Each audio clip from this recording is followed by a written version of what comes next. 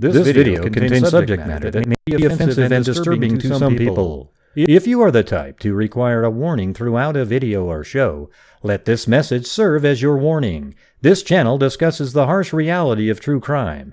If this warning is not sufficient for you, consider a different genre and unsubscribe from my channel immediately.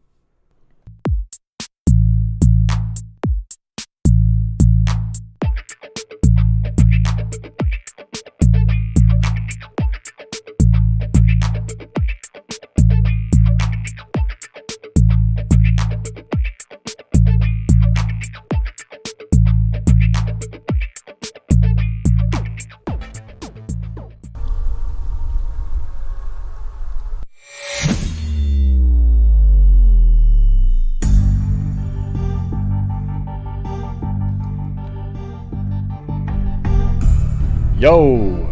How's it going, everybody? What's up?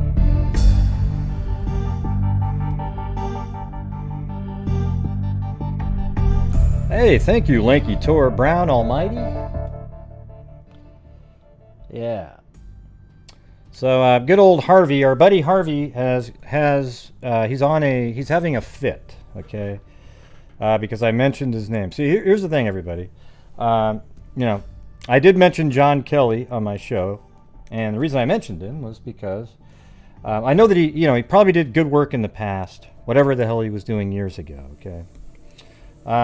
But unfortunately, I know for a fact that law enforcement believes this. I'll tell you this in a second. Hold on a second. Chewbacca? Chewbacca? Oh, I'll be Chewbacca if you want me to. The best true crime channel ever. Thank you. I know for a fact, see, Harvey put out 3 videos on me today. I know for a fact that law enforcement thinks Harvey Carroll and people like that are an absolute joke. They put out completely bogus image manipulation videos, absolutely crap, okay? So him and other people, when a guy like John Kelly, who once obviously did some kind of profiling type work, he says, oh yeah, Harvey, he does good work. He immediately loses credibility with not only me and other people that realize that Harvey puts out total trash information. I mean, these image manipulations with the mouth and a pork chop sliding around, it is disgusting. It's so I don't even know what to say. It is so disrespectful to the entire true crime genre. Yet there's people that are so stupid that they watch those videos and literally believe what they're seeing. They're like, wow, that's so good, Harvey. Wow, the way you got that. It's disgusting, all right? So I'm telling you right now that if you're one of the people who thinks that's good work, you are a dumb person. And that's just a fact. And I don't know how to sugarcoat it for you.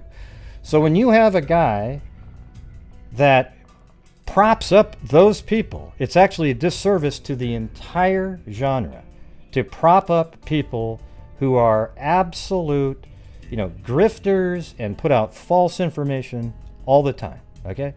Law enforcement probably has conventions where they put Harvey's videos up and drink and laugh their asses off for hours because it is disgusting, shitty work. Now he'll go, oh, well, I spent 1 hour and you did 100 and gall darn it, he is a joke, okay? There isn't anybody out there that has any credibility at all that thinks he does good work. And I'm not saying this as some kind of, well, Gray, you're jealous. Oh, good. What the hell would I be jealous about him for? Hardly anybody even watches his channel. But I'm saying this because he feels like he needs to put out these videos, and then he gets all these people chuckling about it, like he's putting out something serious. Now, I did screw up the other night when I was covering that one case of the serial killer. I didn't realize I'd read his name. And I had just said that I don't have any respect. I do have respect for him. I don't think he has any credibility in my mind after he propped up, and he's done it multiple times, not just once, people that are a absolute embarrassment in the true crime community. They are why we don't get monetized. People like that. They do not help at all. They do nothing at all to further the case other than to get people that are stupid to get interested. And that's really, you even want those people there. Oh my God, it's so ridiculous. My God. Right? So I just wanted to say what I think. And it's not even just what I think, it's a fact what I just said. Law enforcement thinks Harvey and people just like him are absolute jokes. Okay? So if you guys could get that into your minds, it'll be great. Now, it'd be great if someday he would just use his brain. I'm not sure it exists to actually do something good. But he only covers one case over and over and over again. And it's so mind-bogglingly idiotic. Taking a picture, changing it around with all these little weird graphics, and then saying, look, there it is, everybody! There it is! I figured it out! It didn't help anybody. By the time it's done, it looks like a Picasso painting with all kinds of weird shapes on it. Nobody knows what the hell you're looking at. How does that help anybody? Hey, everybody, the criminal is Picasso. You know, somebody that looks like one of the ones he painted. Yeah, all right. No, he has been, but go over there, and the people underneath his video are like, good job, Harvey, way to go. Yes, I admit that I screwed up when I read his name. I didn't realize that I had actually said his name, and he put out an accurate profile in that case when he said the guy was a construction worker, but other parts of it weren't accurate. But that part was in there, the construction worker, right? So that was interesting, and I screwed up, and then I even contacted the person who I was rude to, I would even say, and I apologized, and they said, I said I'd apologize on my show, and they said, oh, don't do that, don't do that. All right, so I did apologize to that person because I screwed up. That's all it is. No, you don't have to call anybody. I don't even care. The guy's like 60, 70, I don't even know how old the guy is, all right? But he claims he's just a grifter like everybody else. Oh, yes, I worked for the United Nations. I was part of their climate control. Yeah, with a nuclear... I mean, the list goes on and on, man. It is an absolute joke. And right after this, he's going to make a video and try to sell it. Oh, hey, Gray, I was doing this when you were in diaper. Okay, that's awesome, Harvey. But you are terrible at what you do, okay? I'm not even sure what you're doing clowning around with these images where you blow them up and then you start throwing all of these Photoshop filters all over it. Wow. Unbelievable. Yeah, right. Yeah, I'm sure he did, Roxy. So anyways, there you go, everybody. The rant's over. I hope you guys are all settled in, because in a minute here, I'm just going to get on to the actual case. Oh, yeah, yeah. 3 partial we all have partial masters, don't we?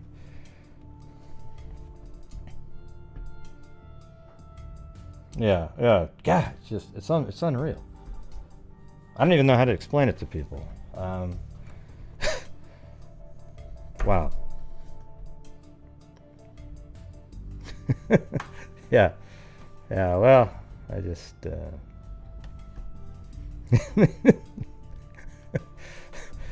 Oh, man. Anyways, I'm sure he'll keep attacking and all that stuff. Here's the thing is, I don't care if somebody as dumb as Harvey doesn't like me, and the people who follow his channel don't like me. Like, I really don't care. If you're one of the people that go over there and think, wow, that was good stuff, I don't want you anywhere near my channel.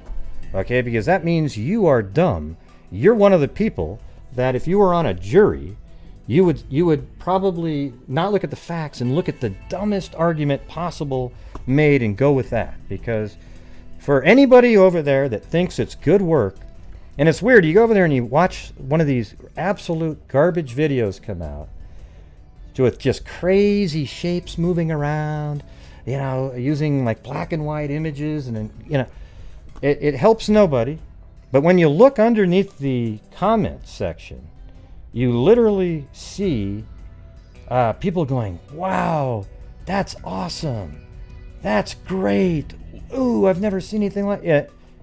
And that's the scariest part about it, is that there literally are people who believe that that stuff is useful and really clever and something creative that was came up with.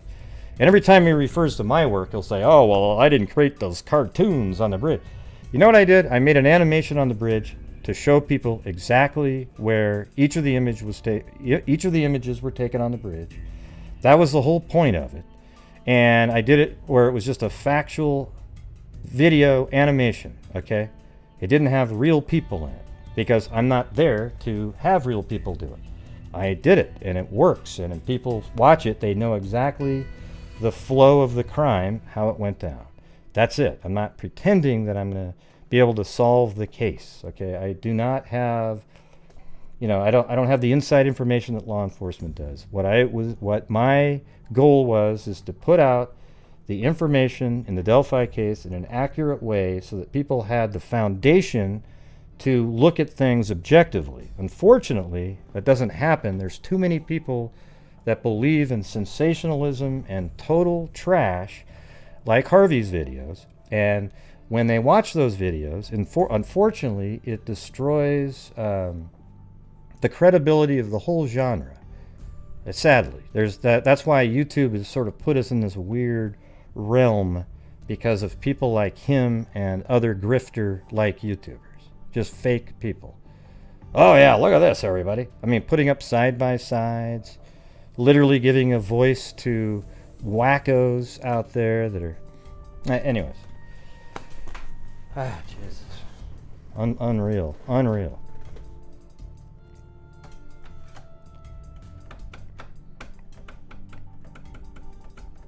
Yeah, well, cool. Awesome, this account. There you go. Oh, yeah, it's unreal. What do you mean? What's going on with Trudy? What happened? What did Trudy do? I don't know. I didn't see anything that Trudy said. But yes, I did screw up on the show. I didn't even know that I read it, because sometimes when I'm reading an article and then I'm reading something in chat, I miss words. That's why I read them again sometimes. But yes, it was really boneheaded and stupid. I remember it. But I didn't delete the video because it is what it is. What's the look at part? What does that mean?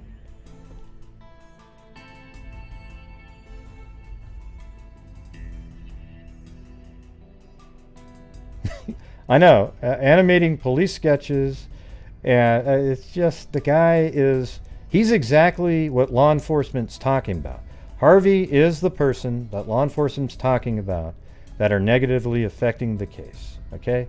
And at the same time, you have a guy like John Kelly propping up one of those people. I find that disturbing, and that's why he lost credibility in my mind. Now, if you know, I'm sure he has credibility with people he's worked with over the years, and he's done a good job in the past. I don't know what's going on now, but as soon as he did that, and one night he gave me props. But in the same sentence, he mentioned those other people, and then I was ashamed that I was put on the same level as Harvey. Oh my God, it was, I mean, I know that sounds egotistical or whatever, but I really feel like I try so much harder to put out actual information, and it was just, wow, unreal. I think everybody should have, at least feel a little bit better, should have confidence in yourself over somebody like Harvey, okay? And so anybody should say what I just said. Wait, who did? Trudy, what do you mean? I can't read what you guys are typing in.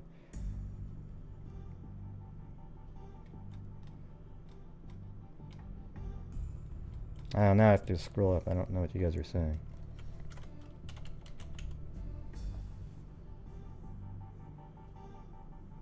Well, what happened to her? What happened to Trudy Richard? Wasn't she a freak, a channel member? Yeah, I mean, she was just here last night.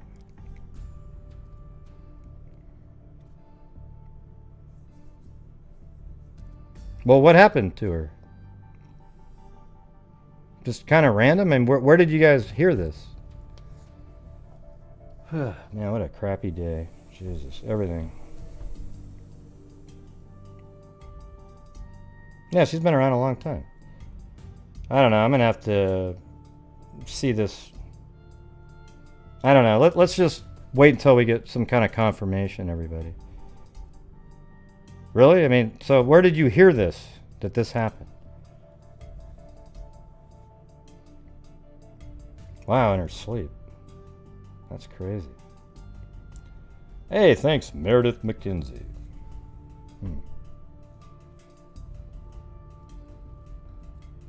Wow.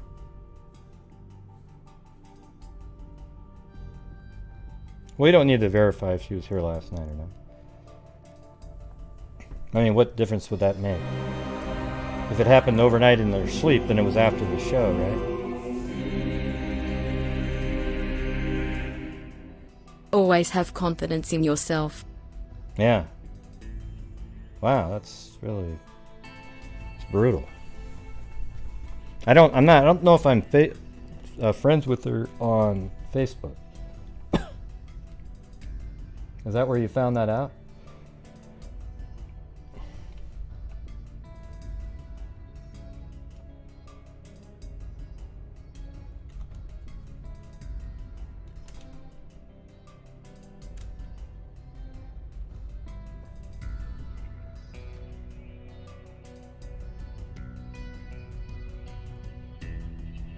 I'm just trying to look something up.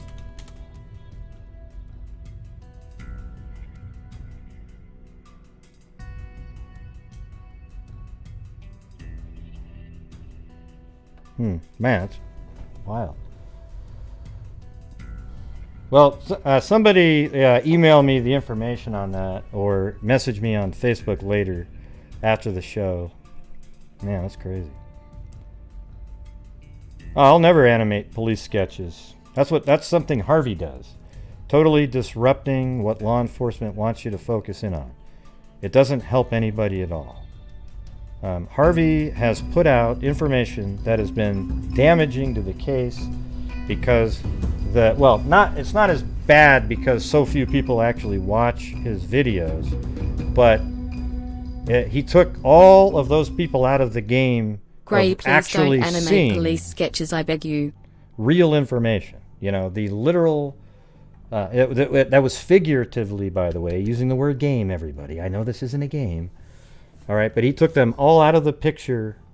Every one of the people that watches his shows and believes the shit that he puts out is now not part of solving the problem. They have no clue what they're looking at. It's unbelievable. Oh, her daughter posted on Facebook? Jeez. How old was she?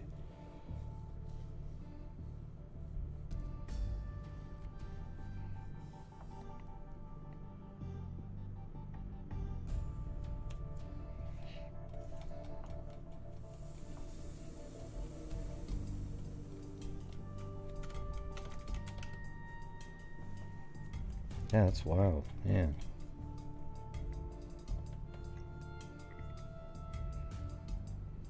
Thanks, Rita Schaefer. All right, so you guys ready to go on to part 2? I got all. Somebody send me something on Facebook or something.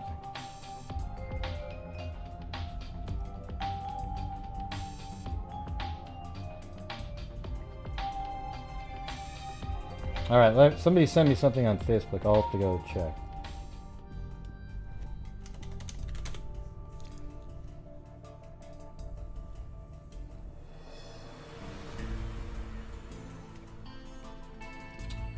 I don't see anything.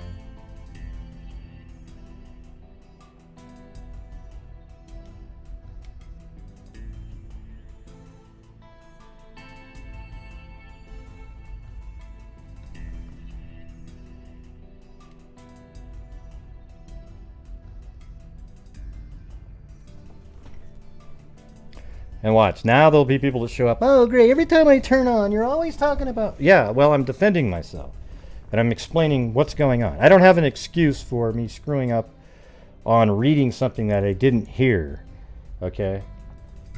And then, you know, bumbling through that. I do 3-hour shows every single night of the week. I don't have producers like some other channels do.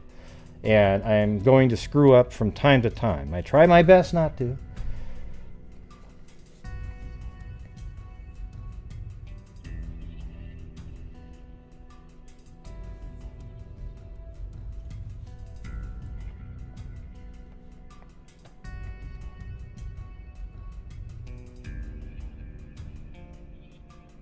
Oh, her husband died.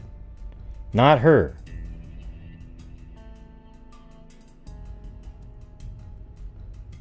Right? Is that what you're saying? Wait, what are you saying, Jennifer? You said no, her husband died of bone infection. Oh yeah, there was somebody that had like a... Wait, isn't that the one that Zozo wanted to talk to last night about? Wait, so what? So that isn't Trudy the one that Zozo wanted to talk to last night? Ah, jeez. Wait, so her husband had a bone infection, and then all of a sudden she dies this next night? That doesn't make any sense. Yeah, I don't know what he is, Jen. He's crazy though. You know, I feel bad for Harvey. I know he's been going through medical problems over the years, so maybe that's part of it.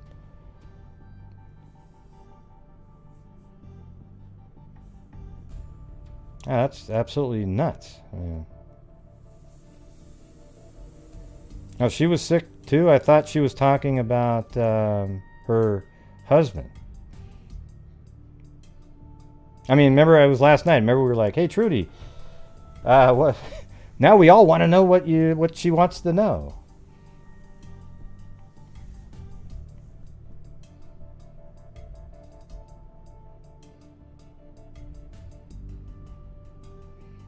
Yeah, well, there's 3 of them, Leah Marie. So man, that must be.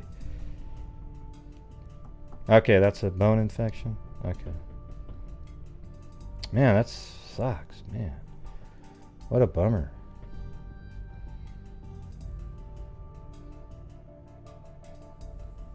Maybe, well, hey, Truth Sleuth, you're not her friend or anything on Facebook, were you? How did you find that out? Anyway, send me a link to my chat, not, you know, not a group chat, but my specific chat, okay?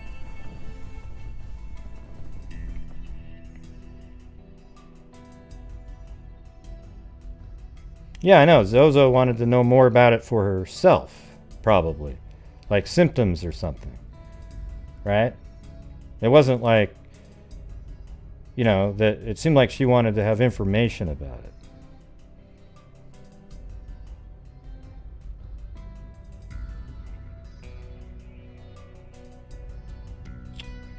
Yeah. Well, I know that I made her laugh quite a bit on here, so at least we can feel good that we got her to smile and laugh a lot.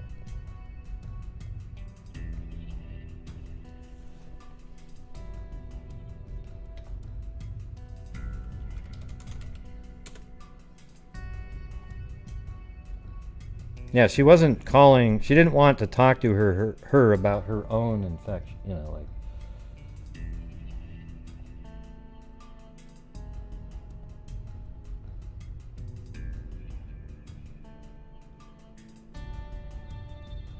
All right, hold on a second.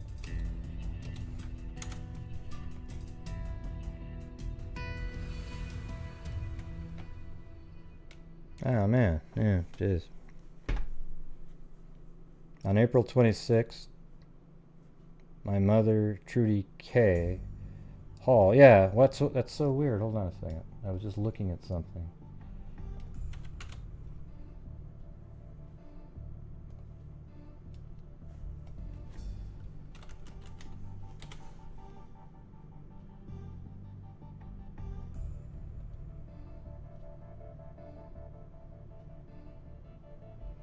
Yeah, I mean, you know, she always sent me PayPals and things like that. I'd always message her back or say it on the show. You know. Yeah, that's just. Oh, then somebody else. 3 different people just sent me an email. So it says, on April 26th, my mother, Trudy K. Hall, gained your wings. I am currently planning on funeral and viewing arrangements and hope to have all of my mother's dear friends and family present, or at the very least be aware, I guess. My mother was one of the most intelligent and artistic human beings I've ever met or known. I know those qualities about her have brought her in touch with so many peoples from so many walks in life. She was a beautiful woman inside and out. I hope that all who shared a relationship, we can be present for her services. And that just sucks, you know. It's like we've had a few different people pass away that used to be on the show, watching the show, but I never even knew that she was sick.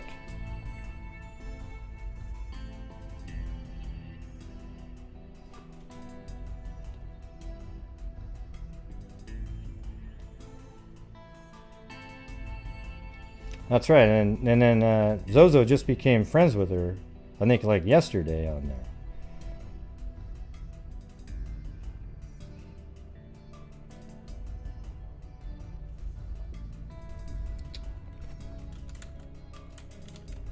Oh, you guys can't see it, what I'm looking at.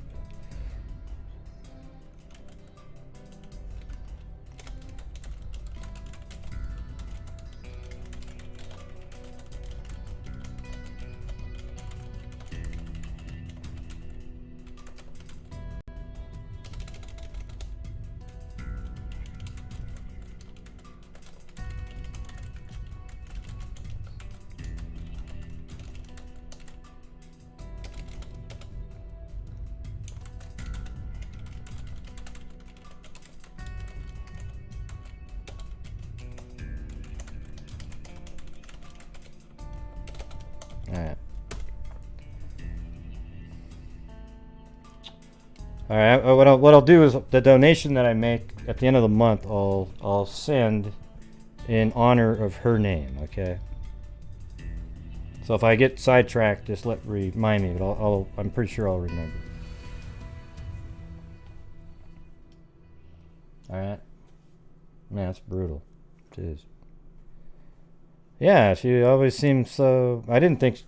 I mean, I guess we don't ever really know how sick somebody is when they're in here chatting. I know that there's been a lot of people that have been pretty ill and they still chat and smile and laugh. And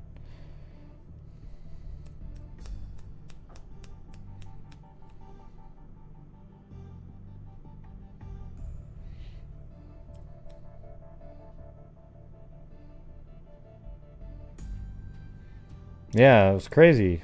You were just trying to get a hold of her last night to accept you being a friend, like a friend on Facebook. Did she get to have time to help you at all, or because that wasn't that yesterday?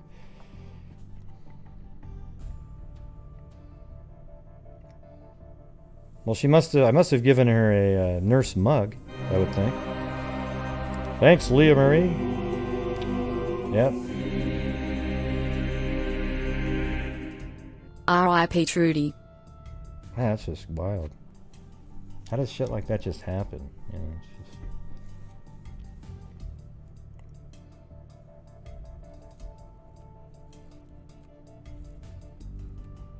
Like you actually spoke on the phone or just typing back and forth?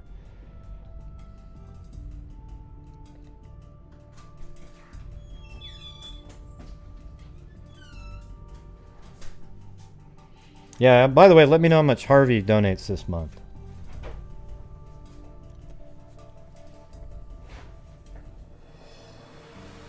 Yeah, I didn't even know that she was sick, to be honest with you.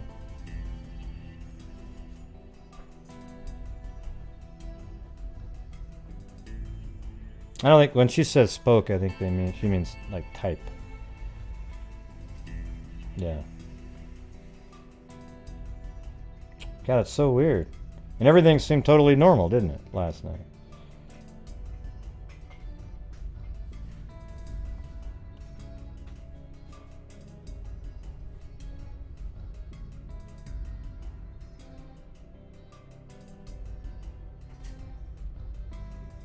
Ah, we love you too, Cindy. Everybody. I mean, it's like a family in here. It's just crazy, you know? Sucks. I wish I had more time to get to know people better, you know? Live each We day do get as 3 your hours, last. but I'm usually conversing, presenting cases and whatnot.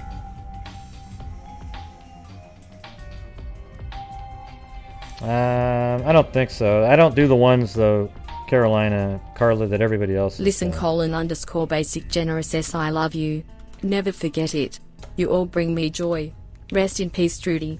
Smart, funny, kind. You will be missed here.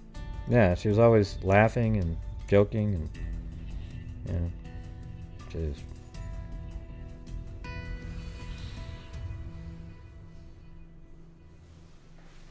Yeah, the Brittany Drexel case, isn't that the one where maybe she was thrown into with alligators? I mean, I've read about it many different times. It's just so many people cover that.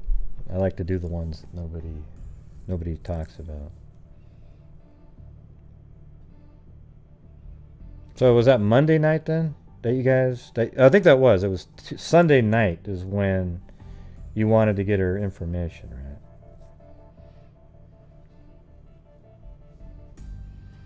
Yeah, we were just messaging about that. That's why I said that I don't care if you guys talk about your personal crime stories anymore. If for people who want to go talk about that, go ahead, but I'll be doing the case that I'm talking about.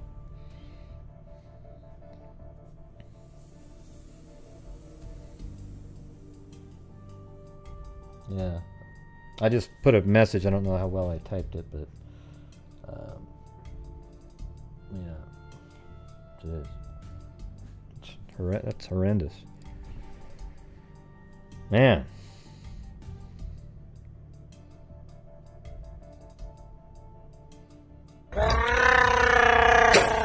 Oh yeah, that part about the Chewbacca? I'll be Chewbacca if you want me to. This case is truly interesting. So close to her house, and what she wrote is strange. Yeah, the part about... I'd like to read the entire thing that she wrote, but mentioning stuff like, you can hurt my body, but it's, God's the only real thing that can hurt me. Thanks, Robin Frost and Liz Parsons. Anyways, for those of you who knew her more than me, I'm sorry. That just sucks. I just knew her in the chat. She's always laughing and goofing around. And Rip Trudy. Well, Trudy, she has a couple. It's like Trudy R. Hall.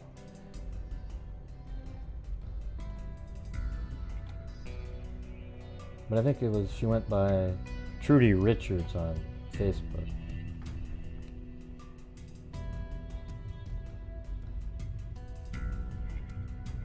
Or Trudy K. Hall. What was the R? No, it's yeah, but it's weird too because it's actually Trudy K. Hall. I don't know where Richard came from, So you know, her name is like when she sent me PayPal's, it said Trudy Hall on it. Yeah, it's Richards on here, and even on Facebook, but her daughter said her name is Trudy Hall. Maybe that was her maiden name or something.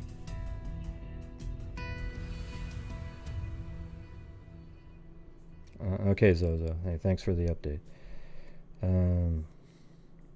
It's actually Hall, though. I think Richard is something from somewhere else.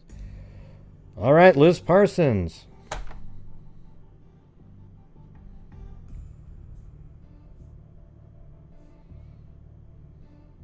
Was Rebecca N. not feeling well? I haven't seen her lately, but...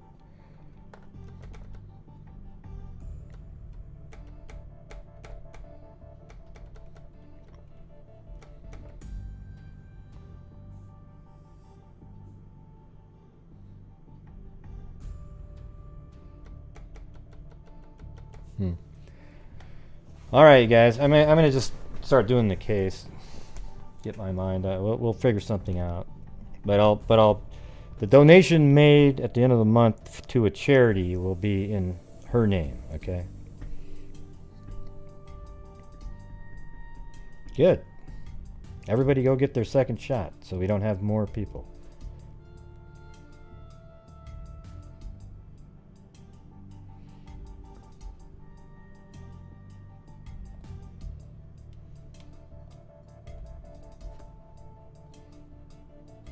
All right, so where we left off yesterday, let me get to the right screen here.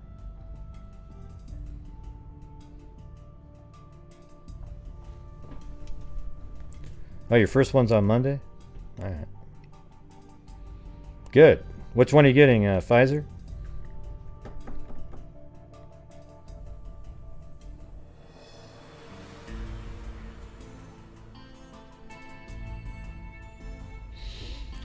Alright, so in this case, let me get to the right spot. Yeah.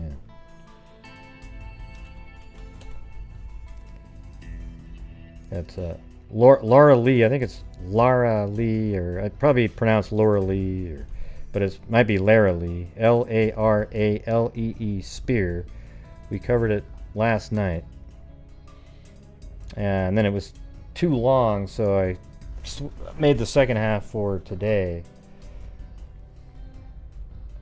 And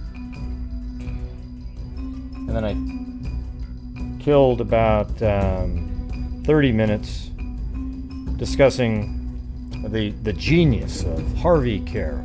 He's just the smartest person ever. I mean, in honor of Trudy Hart.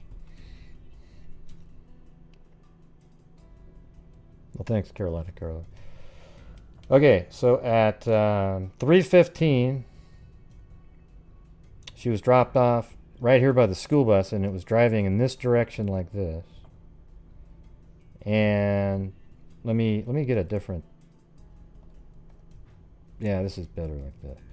So right there, she gets off the school bus, but right when she was getting out the school bus, there was a black truck there, and apparently the black truck had been seen earlier following the bus.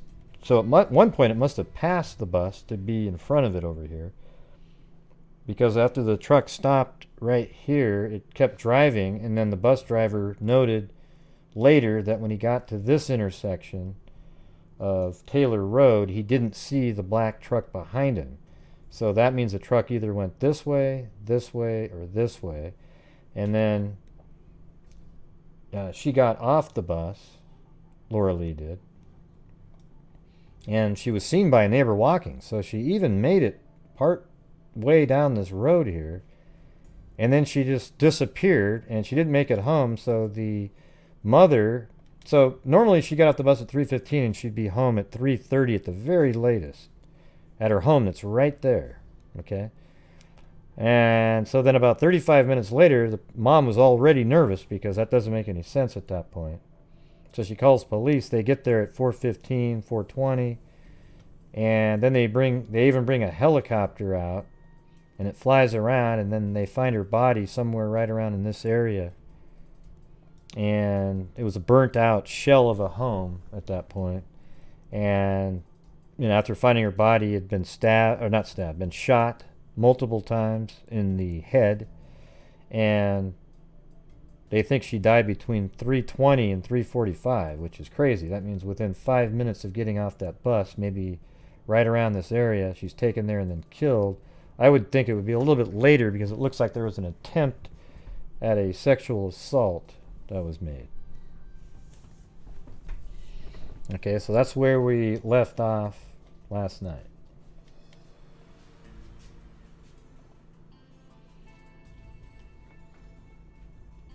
Oh, and there was more at the end of the show.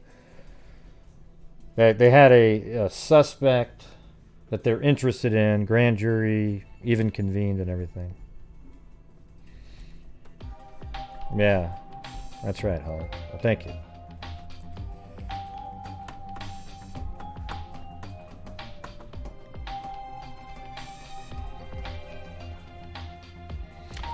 Yeah, well, I think it was more than 2 hours. In memory of Trudy. Less than what 2 a loss hours, to yeah. our incredible freak family. Broken heart.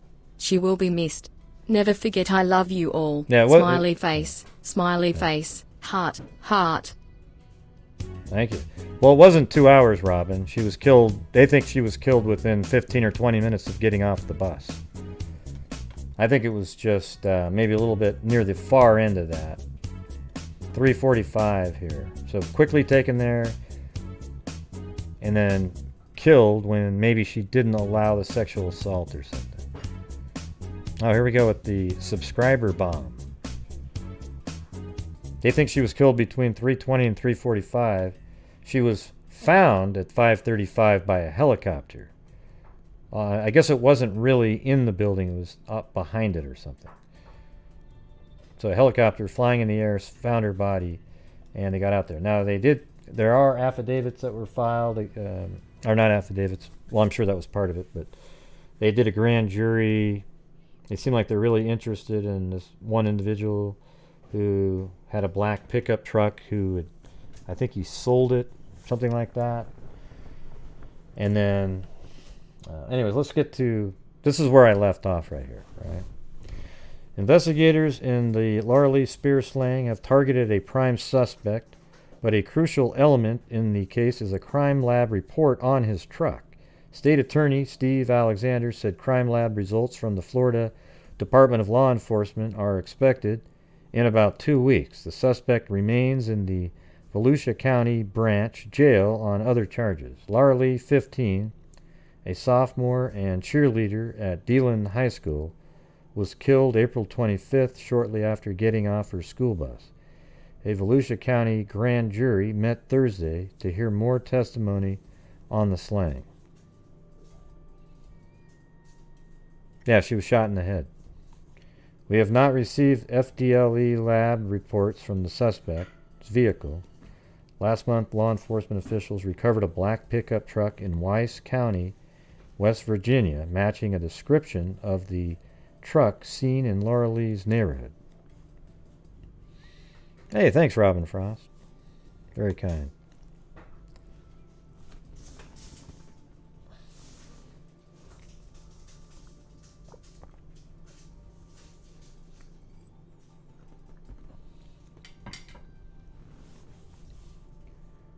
Weren't many homes in there.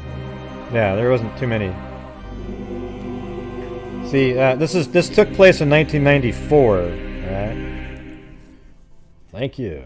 This took place in 1994, and amazingly, we actually have a satellite image from 1994, and you can see it's way less homes in the area. So when she was getting off the truck, this is literally a satellite image, amazingly, from 5 weeks before she was killed. Isn't that crazy? So she's walking, and then one of these homes, maybe it was a home that was there or here, saw her walking, and she never made it to her home that was right there. There was a black pickup truck here as the bus dropped her off. And then, like I said before, the mother called her missing at 4:05. That's really quick because they knew that didn't make sense. Then at 4:20, or 4:15 to 4:20, the police arrived, and then her body was found at 5:35. Also, I remember that the bus driver said that she seemed like she was nervous in the morning, and she was acting strange when she was dropped off, like she was slouching and doing stuff that she normally wouldn't do. She also had written a letter or a poem or something seemed like it was a conversation with God, and it mentioned something about, somebody could damage her body, but it's not as bad as hell or something like that. Like God could damage her worse in hell, something like that. It was just a strange comment at the time.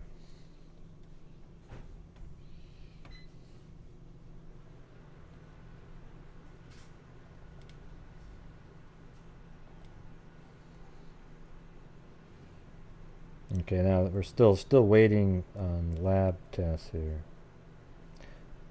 No charge yet in the slang. Thanks, Plato. That looks like that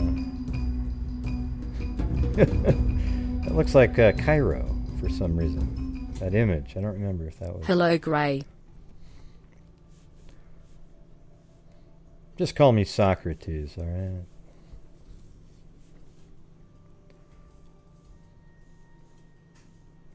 Or you know what you should do is type in P-L-A-Y and then D-O-E, if that's how you spell the dough. Or is it D-O? I don't even know.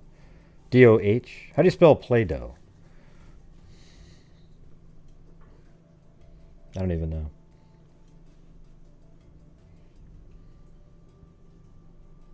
What does like 15 mean?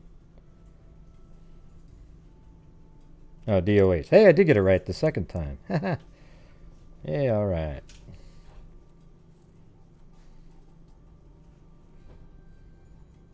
Now, how many people are going to type that in? I already said the DOH. And here we go, everybody. We got to do the, here we go. I'm fired out of it now. Play-Doh, Play-Doh, Play-Doh, Play-Doh, Play-Doh, Play-Doh, Play-Doh, Play-Doh, Play-Doh, Play-Doh, Play-Doh, Play-Doh, Play-Doh, Play-Doh, Play-Doh, Oh, there's Zozo. 30 now 5. I'm 30. I knew that would bring her in. She always gets that last one in. Ah, that's funny. Oh, it's no big deal. That's part of the joke. Rita, don't worry about it. A lot of people that show up and they don't get the jokes that we do here too, so they think it's mean. Bring, you're so mean. Yeah. Deland police are still investigating the slaying of a Deland High School honor student and cheerleader.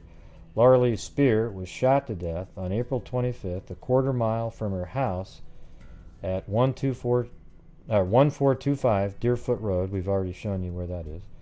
Investigators have a prime suspect in the slaying and have taken the case to the Volusia County Grand Jury. The suspect, who is in the Volusia County branch jail on unrelated charges, was driving a dark-colored truck behind the school, but Laralee was riding a witness, was behind the school bus Laralee was riding, a witness told grand jury earlier this month. Last month, investigators retrieved a black pickup from Weiss County in Virginia. Several people had reported seeing a black truck in the area the day Laralee was killed. Investigators are awaiting crime lab results from the Florida Department of Law Enforcement to determine whether blood stains were in the truck. Spears' death set off a manhunt throughout Central Florida. Rewards of up to $10,000 have been offered for information leading to the arrest. And this is January 29th. The grand jury is supposed to get back together on the 18th of January of the next year. So now we're in 1995, January 17th. And I think that's just going to be repetitive because they haven't met yet.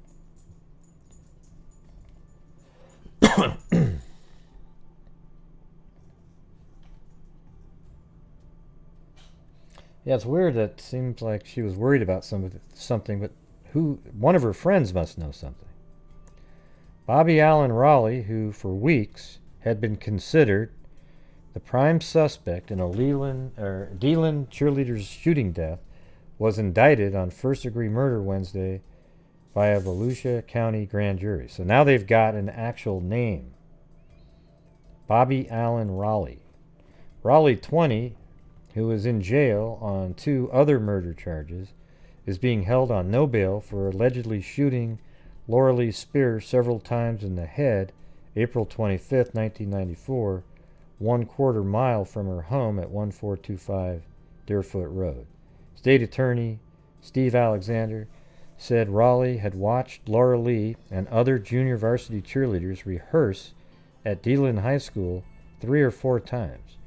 Laralee, who before moving to Deland last year attended Ovida High School in Seminole County, disappeared after getting off her bus. Her body was found in a secluded area behind a burned-out house.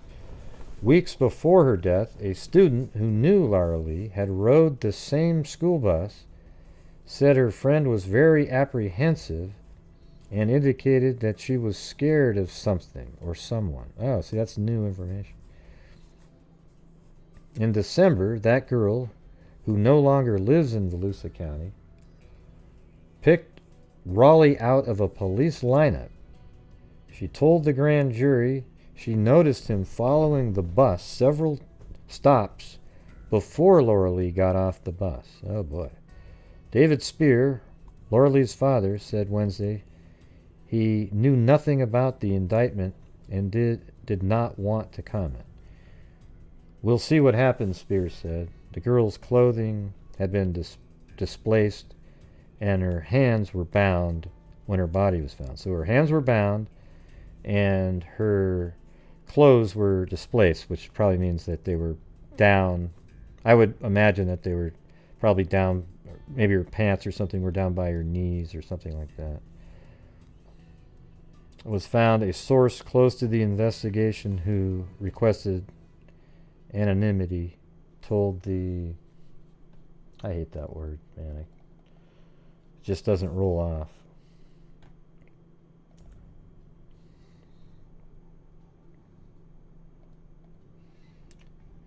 Let's see. Investigators said they thought the slaying was committed during a sexual act. There were no physical signs that Laralee had been raped, the source said, because she'd fought against the rape. Raleigh shot her, the source said. Alexander said it is too early to determine whether prosecutors will seek the death penalty.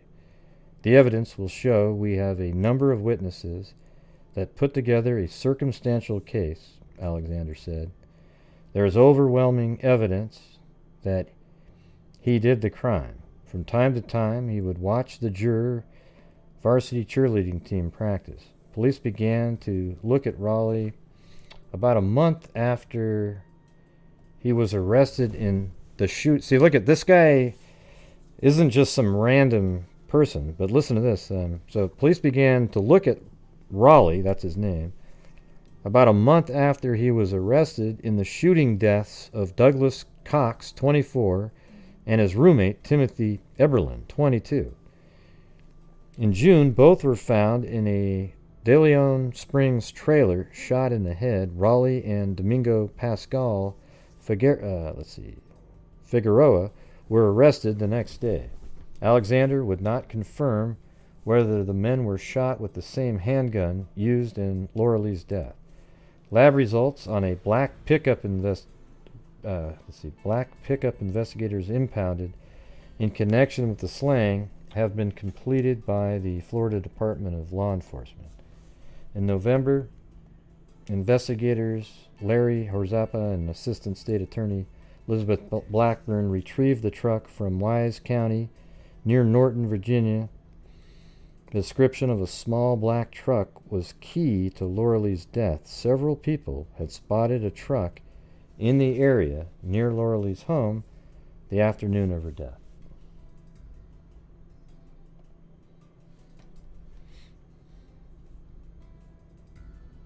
Yeah, it was quick. So then about 9 days after that,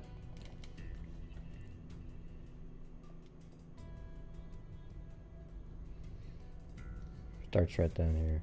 Prosecutors in the Laralee Spear murder case have requested samples of suspect Bobby Allen Raleigh's blood, hair, and saliva for testing.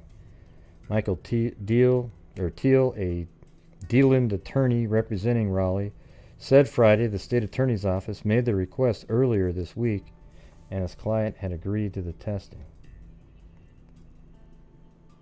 Yeah, all that's repetitive. And now we're moving into March 1st, 1995. We're almost a year in at this point. So the judge tosses out some information. A taped confession Bobby Raleigh made to investigators after he was charged with a double slaying in De Leon Springs last year will not be allowed in court. Man, Jesus. Thanks, Lee D.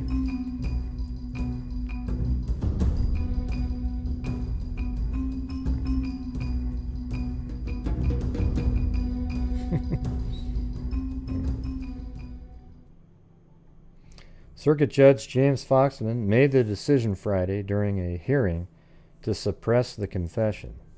Volusia County Sheriff's Office investigator Larry Horzepa taped Raleigh 20 twice June 6th, the day he was arrested and charged with the shooting deaths of Douglas Cox and Timothy Eberlin. Raleigh's cousin Domingo Figueroa. So is he talking about the other killing? Yeah, so the confession was thrown out in the shooting of the two guys. Foxman allowed Raleigh's first confession but denied the second because Raleigh was not allowed to have an attorney when he requested one. Raleigh's request for an attorney also was recorded in the second confession. The confession were taken at inconsistent times, starting with a 25-minute interview with Raleigh at 12:02. An interview with Figueroa started at 1 a.m. Anyways, they threw it out in that case. His confessions, or one of them, anyways. And now we're 5 months after that, so August 5th, 1995. Hey, thanks, Molotov.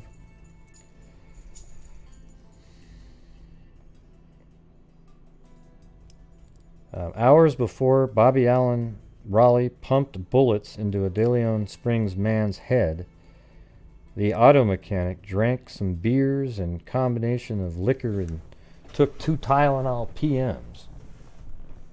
Raleigh told a clinical psychologist his thinking was distorted when he left Club Europe and Dealin nightclub, where he and his cousin Domingo Figueroa had spent the evening drinking, according to just-released court records. Raleigh 20 pleaded guilty to the double slaying in June, a year to the day after the deaths. On Monday, a jury is to be selected in St. Augustine to hear testimony and recommend whether Raleigh should be sentenced to death. By pleading guilty, defense attorney said Raleigh, who also was charged with killing Dealin High School cheerleader Loralee Spear, hopes to receive life in prison. Figueroa, 25, who also was charged in the murder and is awaiting trial, assisted him in the shooting death of Eberlin, police said. So anyways, they're trying not to get the death penalty for that other murder, this one individual. And then 6 days after that,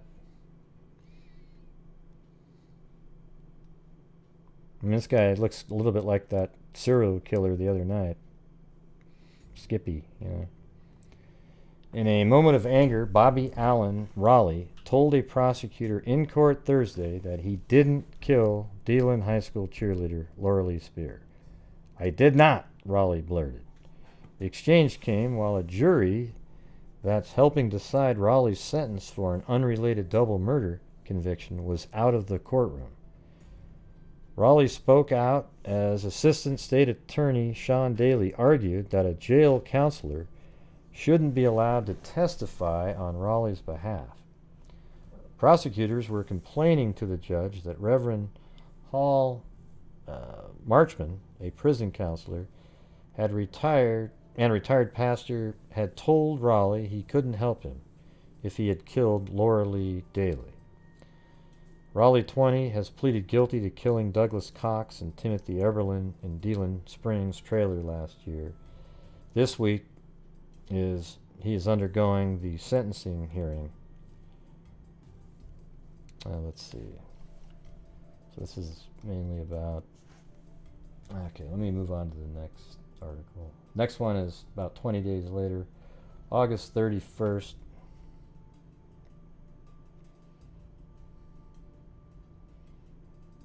So hair, fingerprints failed to tie suspect to Dylan girl's killing. So there you go. That was the result of when they investigated the vehicle. I mean, this guy, I mean, he's just such a perfect, he's a pretty good suspect, you gotta admit. And then there's an election of a new prosecutors in the Laralee Spear murder case may face a conflict of interest. Listen to this craziness here, though. If former state attorney John Tanner is re-elected to the office in 2 weeks, a judge said. So he was an attorney, then he became a private attorney. Bobby Allen Raleigh, the man accused of killing the Dylan high school cheerleader, now sits on death row for shooting. So he got sentenced to death for shooting to death two De Leon Springs roommates in 1994. So that's the same year too. In that case, Tanner represented co-defendant Domingo Figueroa. So anyways, now he's going to be the prosecutor, but he represented him as a defense attorney. I mean, that's a little, I don't know how you work with that. He shouldn't even be able to do it. Because if you thought he was innocent then, what would make you want to prosecute him now?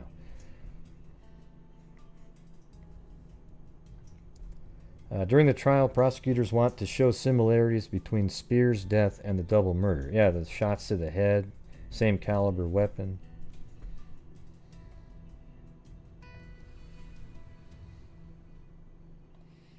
Okay, now we're going forward about 8 months to June 7th, 1997.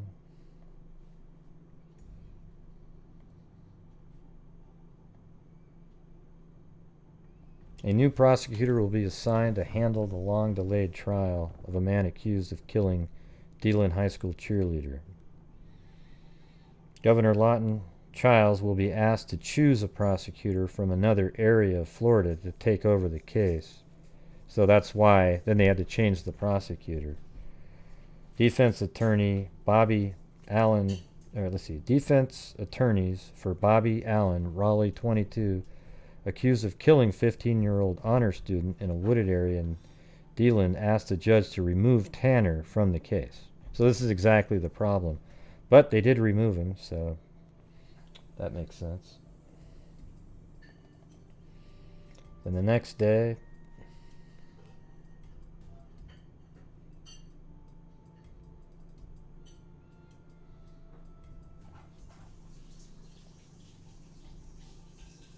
yeah, we're in 1998 right now. David Spear drives to work down the same dirt road that his daughter took in April 1994. For him, the trip is a constant reminder of how the teenager got off a school bus only to vanish minutes later. As Spear reaches the main highway, the architect usually sees a girl about 7 years old standing in the grass waiting for a school bus. Her mother sits in a car nearby watching. I wonder if her mother knows what happened on this street. If she did, would she take the chance of leaving her out there like that? His daughter, Laralee, was shot 3 times in the back of the head, her hands tied with rope. She had been beaten above the right ear. Citing insufficient evidence, investigators last week dropped charges. See, look at that. They dropped the charges against Bobby Allen Raleigh, 23, the man they suspected of killing the junior varsity cheerleader. Raleigh is in prison on 2 other murder convictions. In an interview with the Orlando Sentinel this week, Spear and his wife, Barbara, talked about their ordeal. They talked about how and didn't that suck? Now they've dropped the charges. They just probably couldn't find enough. But, I mean, he was following the car. It's just, I mean, come on. They just couldn't find the forensic information. And how it'd be easy not to, right? Because if she's never been in his car, how could there be anything? He probably forced himself on her. He didn't assault her, then he shot her. I've said this before. It sounds kind of crude in a way, but in some of these older cases, and I'm sure investigators would rather have, especially when there's a murder, would rather have there be a sexual assault that was completed than not, because then you have forensic information like DNA, especially the really cold cases. If you had stored it, it would lead directly to the killer. So it's kind of a crappy thought that somebody would have to go through that, but at the same, it's sort of like if somebody, you want somebody to fight back and scratch their face so that they get skin underneath their fingernails, right? You need something left behind.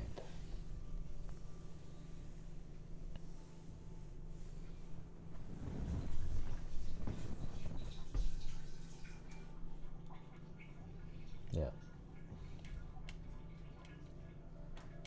All right.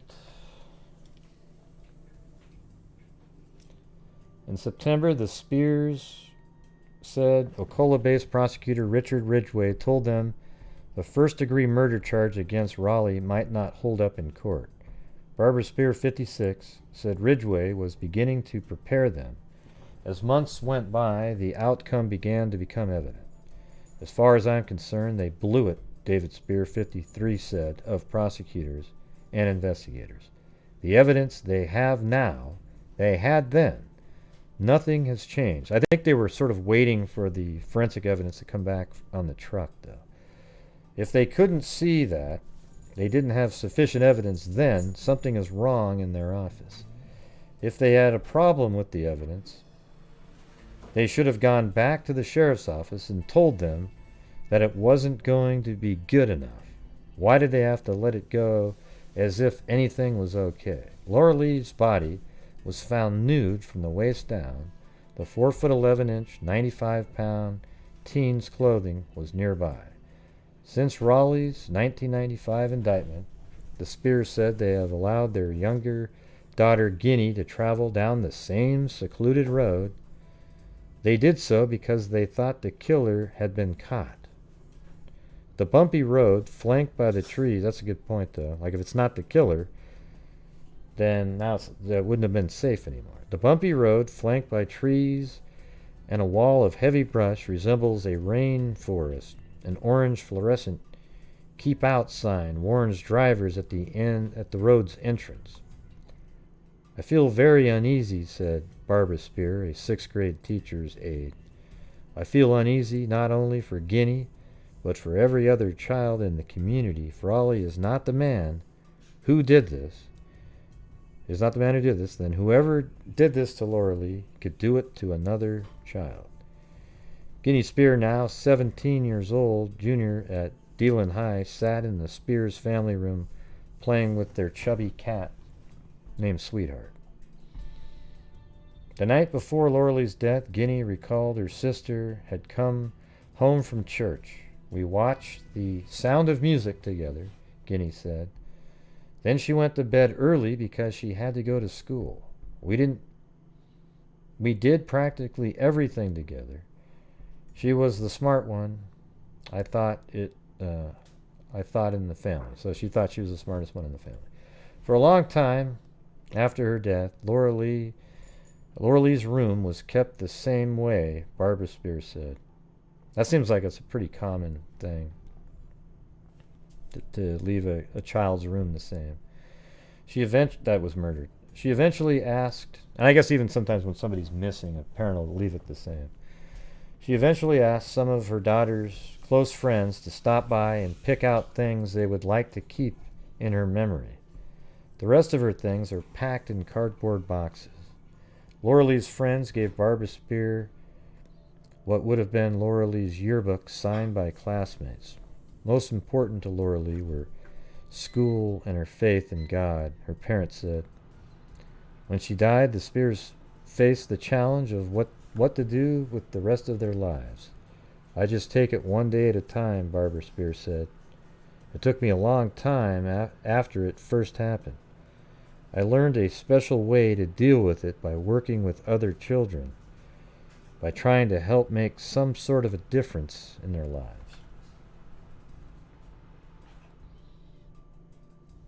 Yeah, it's crazy.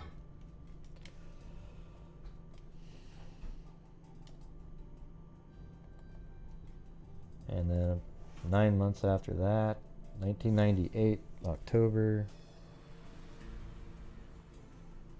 So now it's a cold case. Laralee Spear was headed home that sunny afternoon when she stepped off her school bus. It was April 25th, 1994.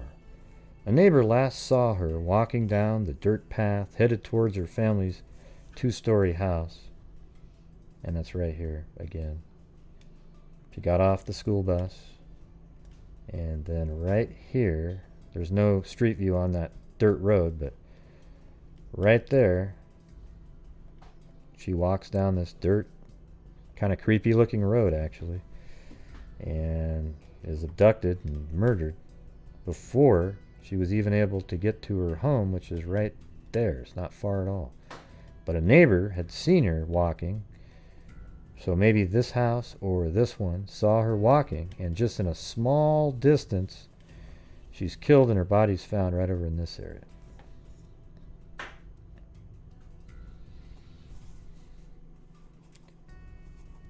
Let's see. A neighbor last saw her walking down the dirt path headed towards her family's two-story house on Deerfoot Road. The 15-year-old honor student's body was found hours later on the patio behind a burned-out building a quarter-mile from her home. She'd been shot 3 times in the back of the head. Her killer, or killers, left in a hurry. Tire tracks spun off from the area, and most of her clothes were strewn along a heavy wooded roadway, apparently thrown from a moving vehicle. Oh, wow, that's weird now. So she was attempted to be assaulted in the vehicle itself. Huh, that doesn't sound like how they made it sound. That's different information right there. Her clothes were strewn along a heavily wooded roadway, apparently thrown from a moving vehicle, according to investigative reports. 4 years later, the case remains unsolved. Ocala-based prosecutor Rick Ridgway was assigned to the case in 1997 after tracks grew cold and a conflict of interest arose with the state attorney's office.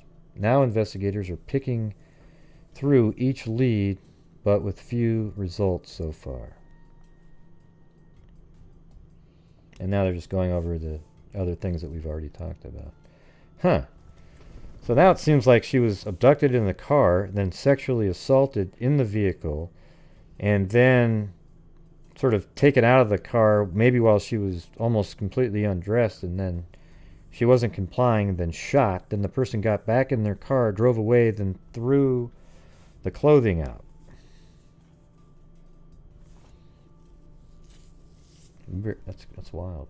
It's a lot different than her clothes were in disarray. You know, it's totally different.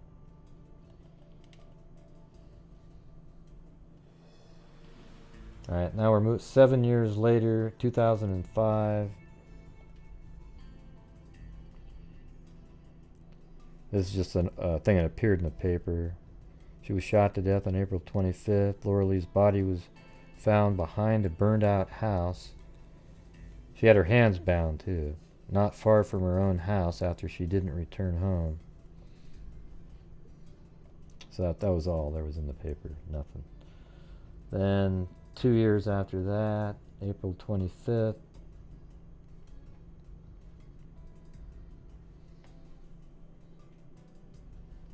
(2007).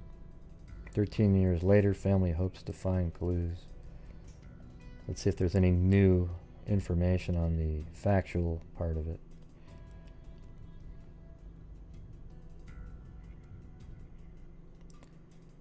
Exactly 13 years ago today, Guinea's big sister, Laralee Spear was murdered. The 15-year-old cheerleader was discovered tied up and discarded behind a burned-down house off a dirt road. No one has found the killer. They came close once, or so they thought, back in 1994. Investigators accused Bobby Allen Raleigh of tying the girl up after school and shooting her 3 times in the back of the head, leaving her to die not far from her home. The first-degree murder charge against him, however, was dropped in 1998 because of insufficient evidence. It's amazing that anyone would even want to hurt her, Spear said. We're doing everything in our power just to remain close and support each other. It has been a very long time. Now the case has gone cold. Let's see. Friends told investigators that Laralee was on the bus and got off at her usual stop, the corner of South Spring Garden Avenue and Deerfoot Road. She trekked the rest of the way on the dirt road by foot. It was the last time anyone had seen her alive.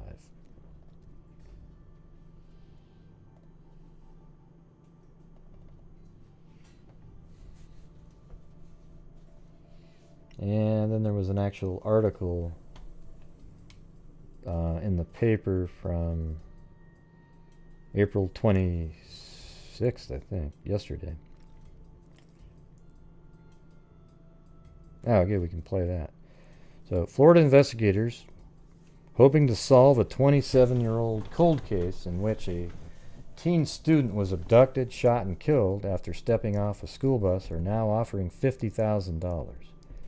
Laralee Spear was 15 when she was found dead about a quarter mile from the family's home near DeLand in April 1994. It still hurts every day. Not a day goes by that I don't think about her, Guinea Bustle, Laralee's younger sister, said in a video released by police to generate new interest in the case. What are you going to say in the beginning? I don't know, we'll just start. Make up something. Laralee, what's your birthday? June 21st, 1978.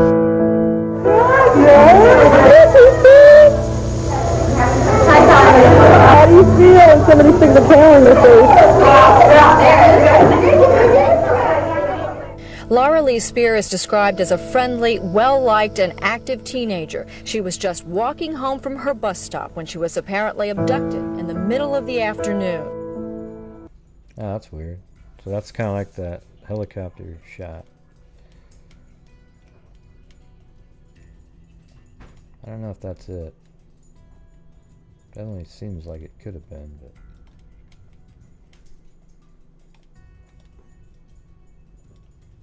Here, let me try something on here. If there's a fall month where the trees aren't green.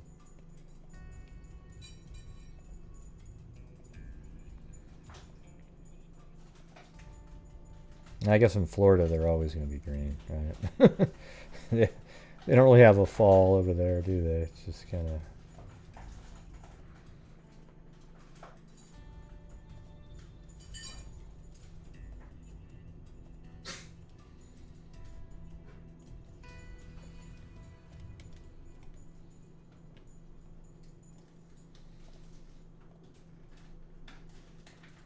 Described as a friendly, well-liked, and active... How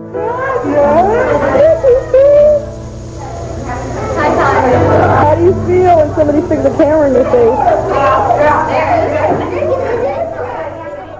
Laralee Spear is described as a friendly, well-liked, and active teenager. She was just walking home from her bus stop when she was apparently abducted in the middle of the afternoon.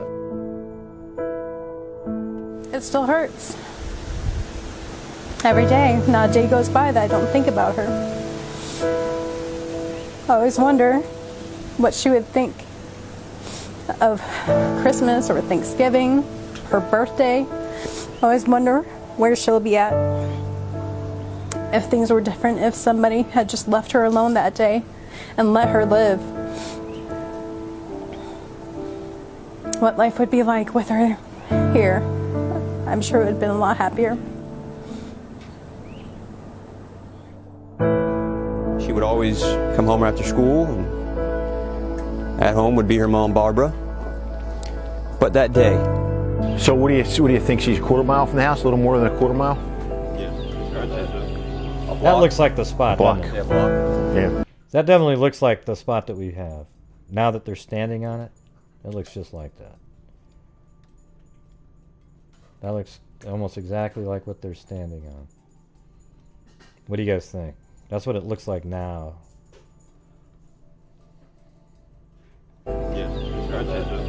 A block? A block. Yeah, block. Yeah. As she walked home, Laralee met the face of evil. I think for all of us that pin a badge on in the morning and take it off at night, there are some murders like this where a 15-year-old so close to her home. I think for generations of deputies in the Volusia County Sheriff's Office, everybody wants to see this case closed.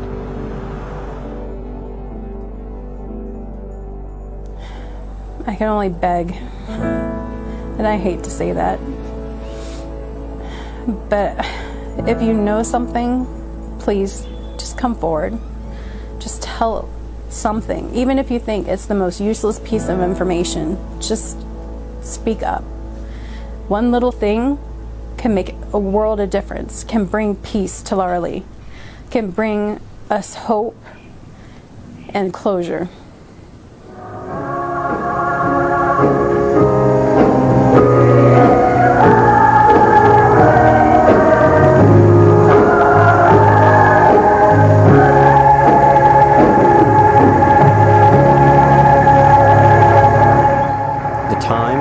Tell the truth is now.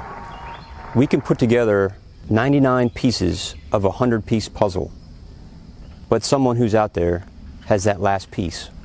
So we ask, if you know anything, please let us know.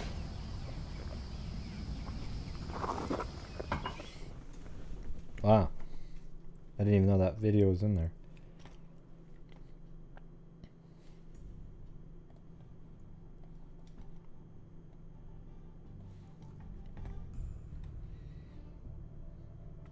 Believed her killer took her shortly after she got off the bus around 3:15 at her stop at Deerfoot Road and Spring Garden Avenue. Expecting her home as usual, Laralee's worried mother called 911 to report her missing at 4:05. Deputies were on the scene in minutes, and an Air 1 pilot spotted her body near the abandoned structure at around 5:35. Volusia County Sheriff Mike Chitwood and its major case unit recently met with the FBI to discuss how new technology and techniques could lead to a break. Yeah, well, if they stored her clothing, they might be able to do that. And you know what's cool is they dropped the charges.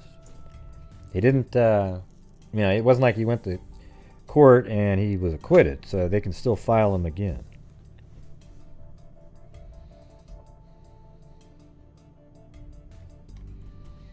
So that's where the case is today, everybody. That's it. I mean, it's just cold. Really unfortunate. I think I wonder how confident police are that they had the right guy. They just didn't believe at the time that they had the evidence to, take it to the finish line.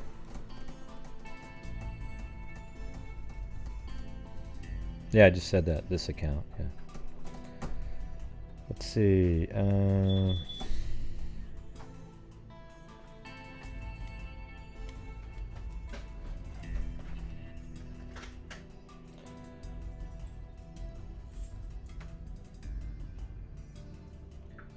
There's another case mentioned during when I was looking her up. So there might be Carol Lynn Sullivan, so we might go over that at some point too, because it was in the same time frame. Let's see, what does it say? There was this article right here. Yeah, that great writer. Let me read this one too. So this is about the same. So it says, before Laralee, another young girl was the victim to a still unknown killer. So this is after the guy's been acquitted and everything. With murder charges dropped in the Laralee spear case, this is that Bo Portner.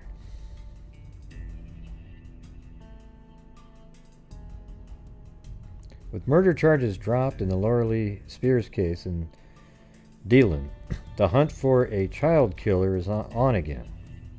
It's disturbing that such a person is roaming the streets, but it's not an unfamiliar circumstance in West Volusia.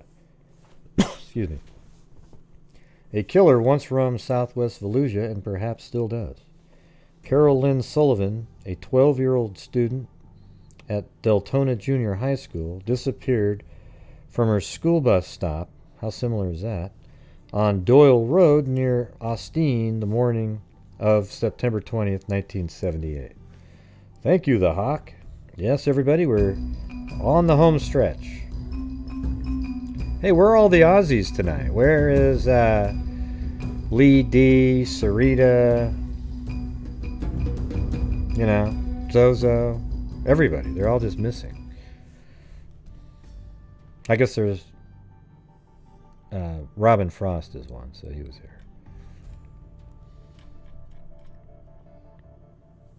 Beach and there's Bush and Beach Lifestyle. Okay, there's another one.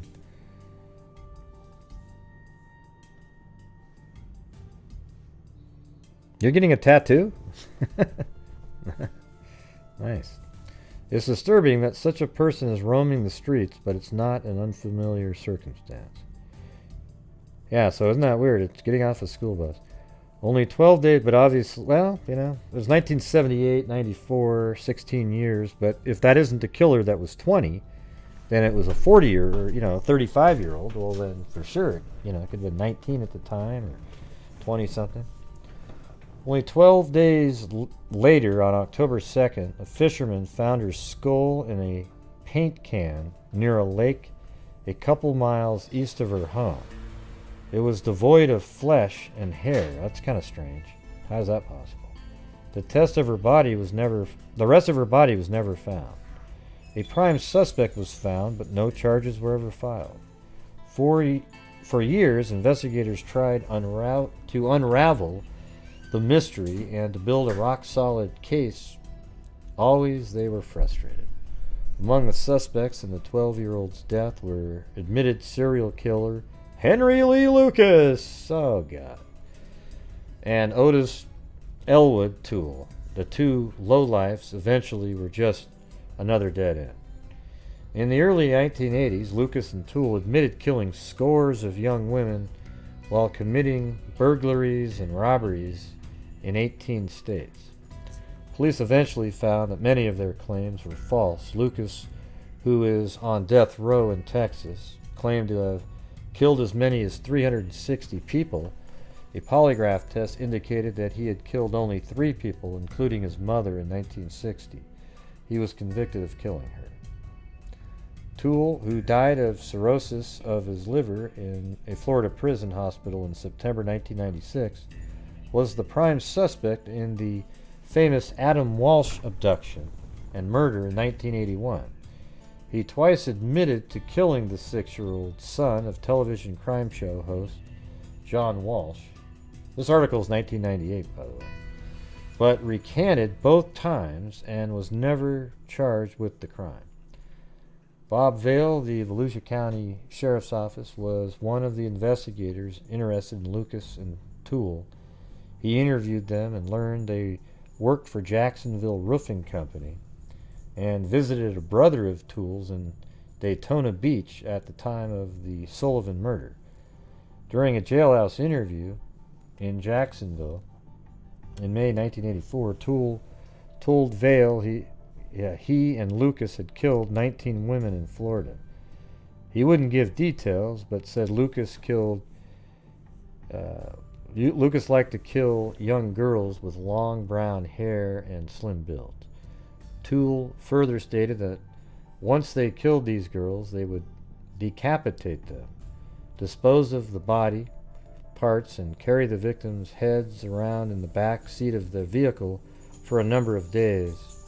The investigator tracked down the family of Toole's brother and was told some startling news. Otis Toole's niece bore a striking resemblance to Carol Lynn Sullivan. This niece was in fact murdered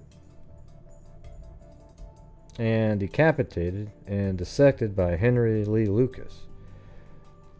About a month later, Vale interviewed Lucas, who was incarcerated in Georgetown, Texas. Lucas admitted to going on a bloodthirsty spree with Toole. He even claimed to have abducted and killed a woman in Daytona Beach. He said he also picked up a teenage girl hitchhiking down Deltona or Sanford and shot her to death in Georgia.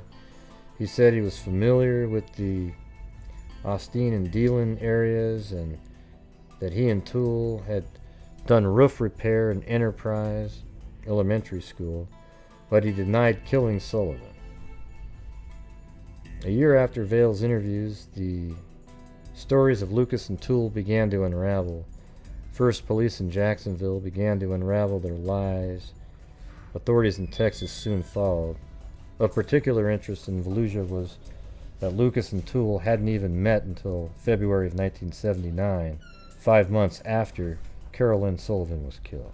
Well, that's pretty good evidence that they're full of crap.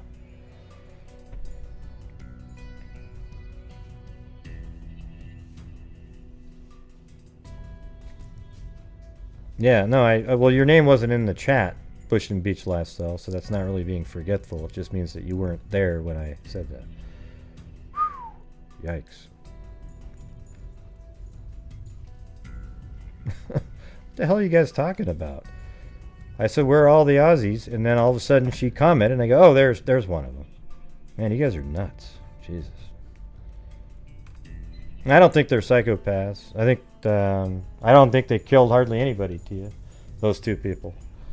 I think they made it all up to get some benefits while in jail. I look at Toole and Henry Lee Lucas as the clearinghouse of murders, where people just wanted to clear their books, so they'd give good old Texas a call. They send them some information, then they would fill the information in with Henry Lee Lucas, and then when the investigator shows up, man, he's an expert on it. He knew stuff that only the killer would know. Yeah.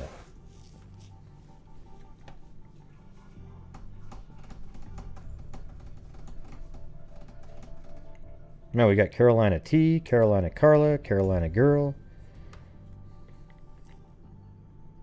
Oh yeah, that makes them psychos. That's true too. But maybe they were getting benefits. You know, like Henry Lee Lucas got milkshakes every day. So, you know, it's whose fault is that? You know, if he might be thinking, shit, well, what do I have to lose? I'm already got the death penalty, right? I mean, I might as well just get some milkshakes on the way.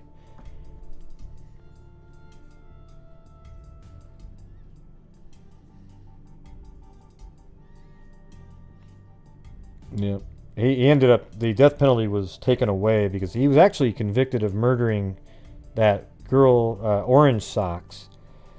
But because of so many cases that were proven that he lied about, George Bush actually said that they couldn't do it. Which makes sense. Man, it's just everything he said. And he even recanted that one. So.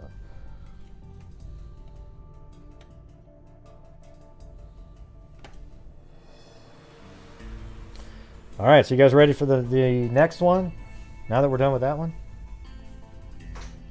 Yeah, I mean, if you had to eat macaroni and cheese or a cheeseburger with bacon, I think you'd probably pick that, or a milkshake or water. You know, so you're gonna say just about anything with that, right?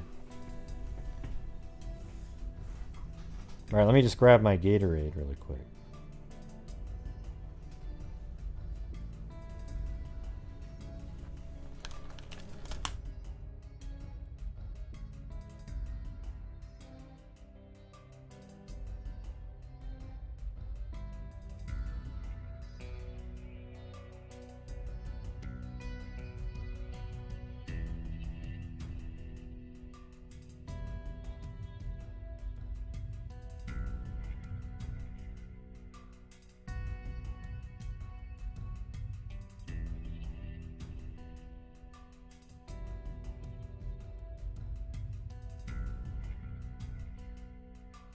Alright.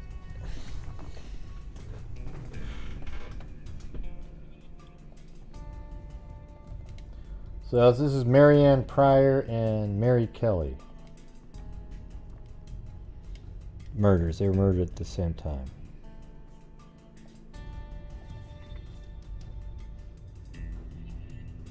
Man. Everything's so jerky all the time now.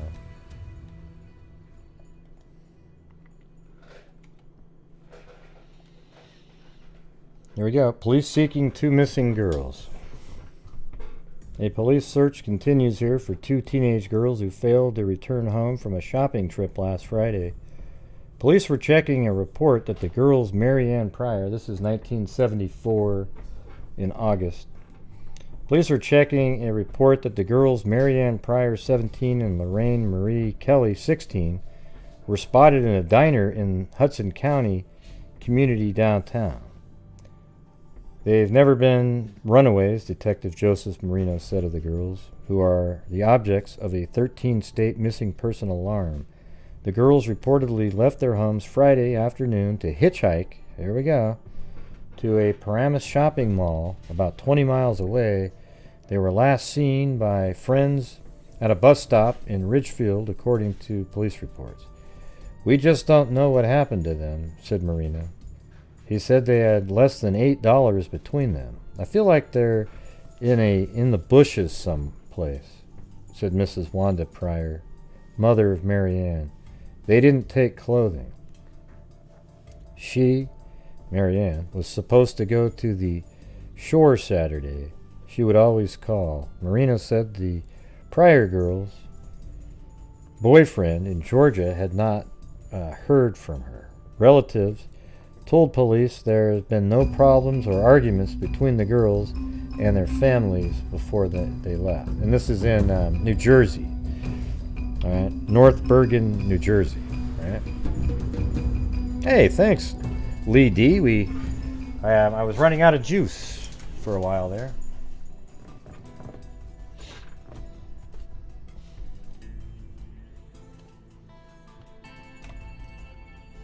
Okay, then the very next article, the following day, is something that we talk about all the time. Hitchhiking was their pastime. Boy, that's great. Friends and family of Marianne Pryor, 17, and Loraine Marie Kelly, 16, the 2 North Bergen girls found murdered yesterday in Montvale, and described them as attractive, popular girls who enjoyed a good time and liked to hitchhike.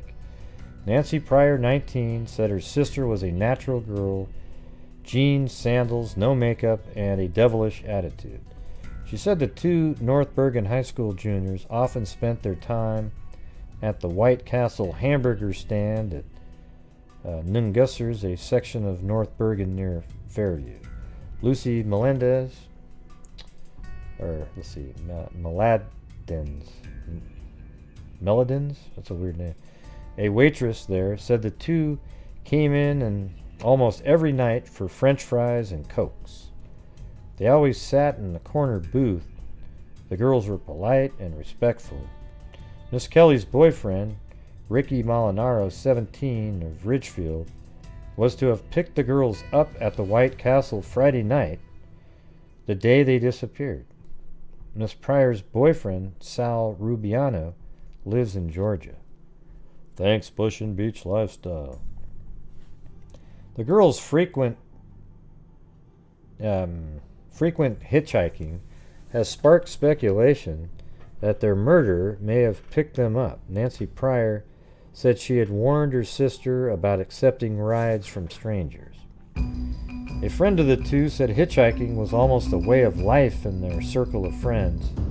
If you don't hitch, you're chicken, she said. Man, so people would actually make you feel dumb if you didn't hitchhike. Miss Kelly, who would have been 17 Saturday, was an orphan. Her mother died in June, her father in 1969. Now, so her mother just died 2 months before. She lived at 432 71st Street.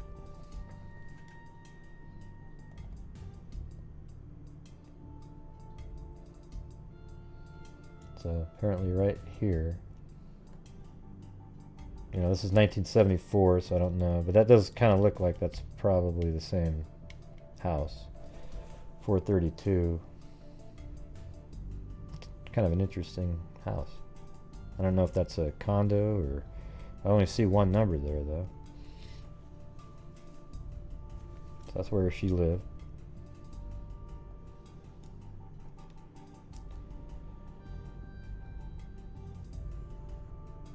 Let's see. And she lived there with her brother and her guardian, Thomas, 23, a sister, Maureen, 21, and another brother, John, 18. Thomas Kelly said his sister loved children and enjoyed working with them on in her summer time. At the Bergen County morgue yesterday afternoon, Thomas Kelly said, "She's a good kid. She was outgoing, popular, and easy to get along with," he said. She'd been upset because she was planning to take her to Arizona. Oh, so she wanted to stay there. Marianne's parents, James and Wanda Pryor, gave up hope when they heard a radio report yesterday morning that the bodies of 2 teenage girls had been found in the woods near Ramada Inn. "I think it's them because no one called to tell me it wasn't." So I think they found her bodies at the same time. I've accepted that it's them, but I'm hoping it isn't. Okay. Mrs. Pryor and her other daughter, Nancy, sat by a radio at their kitchen table looking at a map with a line traced from North Bergen to Montval, a, scrapbook of Marianne and newspaper clippings about the girl's disappearance. James Pryor paced the floor until a North Bergen detective came to their door at 9100 2nd Avenue at 1:45 p.m. to take them to the morgue. That's the father, I guess. Well, 9100, that's the other girl. So the Pryor, this is where Mary Kelly lived, and then Mary Pryor didn't live too far away. It was just right here.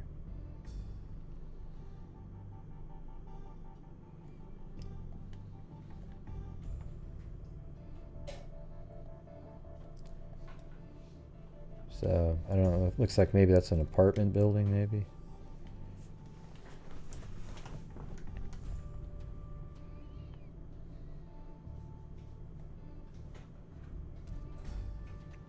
Thanks, Zozo.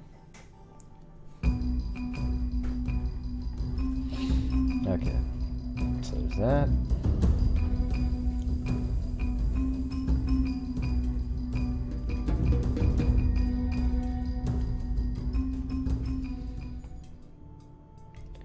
Police pursuing tips in girls' slang. Police have that's them. This is Mary Ann Pryor over here, and this is Loraine Marie Kelly. Police have begun a massive search for clues and suspects in the murders and sexual abuse of the 2 North Bergen teenage girls whose nude bodies were found yesterday morning in Montvale. Autopsies failed to reveal the cause of death of Mary Ann Pryor, 17, and Loraine Marie Kelly, 16. Bergen County Prosecutor Joseph C. Woodcock said the autopsy showed the girls had been shot, stabbed, or strangled. He said they appeared to have been beaten. The bodies were found face down, side by side in a small wooded area less than 10 feet from a parking lot behind the Ridgemount Gardens apartments.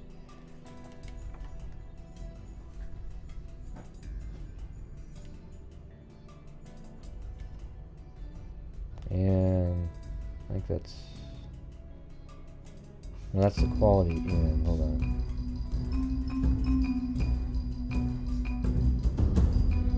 It's way up here. So these are those apartments they were talking about. And this is a parking area, so it's either right there or maybe here, but I'm kind of thinking it might be right there or right here where they were found.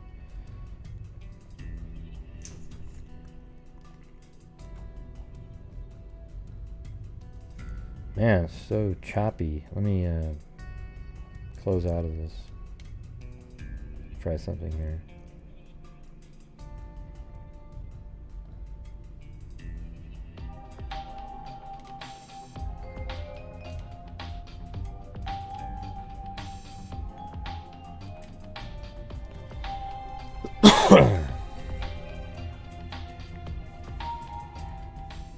Thanks, Susie Heath and Tia Marie. I gotta open up Google Earth again here. Just a second.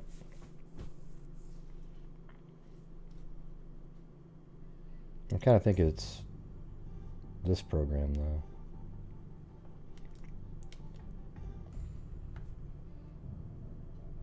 Are you guys buffering at all? It just everything seems so sluggish. Looks like it's got a good connection.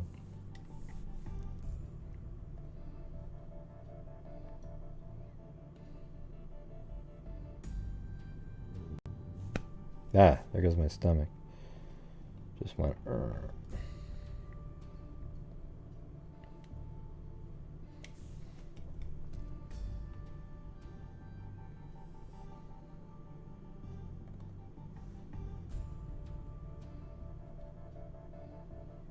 Jeez. Something's using up a lot of RAM here.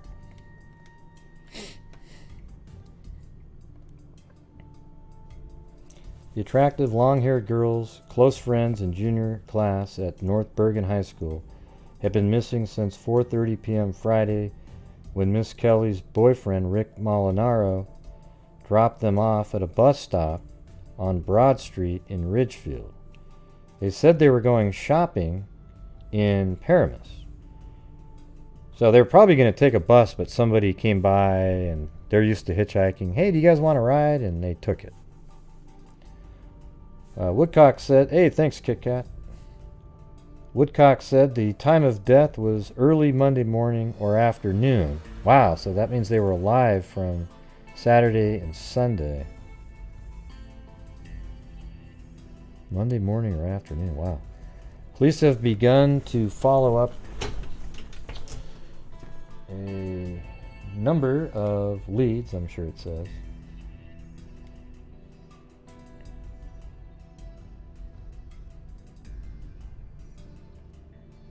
Number of tips in an attempt to trace the girl's whereabouts after they were dropped off in Ridgefield. Molinaro, a 17-year-old from Ridgefield, was questioned, given a lie detector test, and released. He is not a suspect.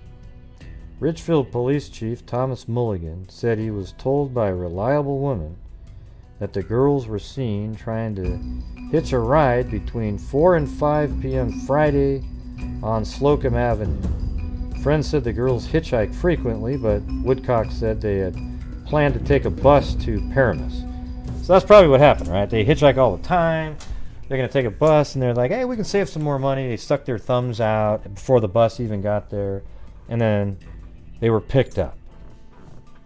Woodcock said he got a call from a woman claiming to have seen the girls around 5 p.m. Friday at a Friday in Bamberger's department store in Paramus, Garden State Plaza. However, a Paramus detective said checks of security officers, sales clerks, and others in the shopping center produced no positive identification.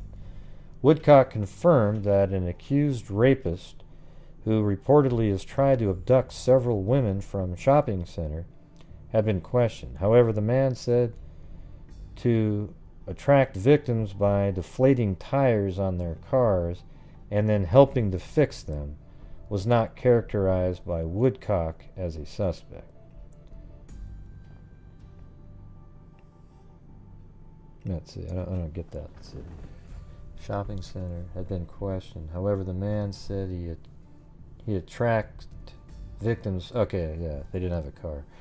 Montvale and Spring Valley police were to confer today to determine whether there is a connection between an incident in Spring Valley and the girls' deaths. An elderly couple told Montvale police they saw a bushy-haired man, 18 to 20 years old, near where the bodies were found. Spring Valley police received a complaint about a man similarly described. Wanda Pryor, Mary Ann's mother, said she received a call at 6 a.m. Tuesday from a man claiming to have seen the girls at a Union City diner. Ms. Pryor said the description was accurate, including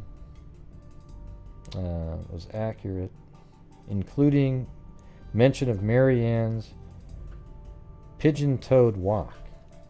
Woodcock said the tip was being followed even though it placed the girls at the diner after the estimated time of death. Huh. Yeah. So they thought they died on Monday. Woodcock investigators led by Lieutenant Kano Delia are taking information. Said one of the officials in the investigation, "Let's face it, with the type of crime you have to get lucky to solve it." Yeah, I think they're talking about other stuff right now. So switch off of that, and then there's actually a profile put in here.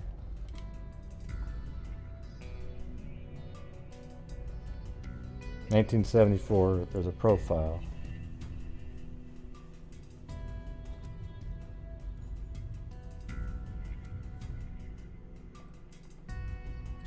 Psychiatrist gives a profile of this killer.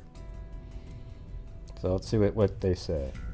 The few clues in the murder of North Bergen teenagers Mary Ann Pryor and Loraine Marie Kelly point to a deranged killer, said a prominent New York criminal psychiatrist. Their nude and sexually molested bodies were found in Montville yesterday. Police could not find the girls' clothing, leading Dr. James A. Brussel to think the killer was mentally ill. The taking of the victim's clothing has a fetish element to it, he said. It suggests that the murderer wanted to take permanent possession of the victim.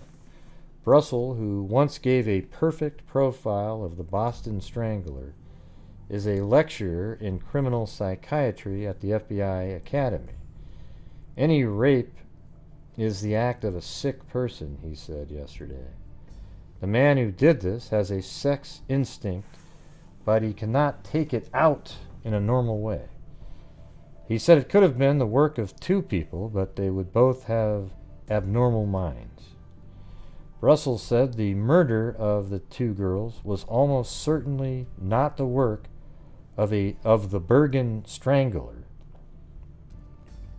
who killed at least 4 and possibly 6 Bergen girls between 1965 and 1969. I think I got to look that up. That one's kind of interesting. Russell worked up a psychological profile on the killer, whom he called a paranoid schizophrenic. He said it is different circumstances of the crimes rather than the lapse of time that rules out a link. All the earlier victims were strangled with a piece of their own clothing and then were beaten. Although several were partially undressed, none was sexually molested, as were the North Bergen teenagers. The lack of sexual assault in the earlier cases indicates that this was a different person. It was reported initially that Miss Kelly and Miss Pryor had been strangled, but Bergen County Prosecutor Joseph Woodcock retracted that report. The girls had been beaten, however.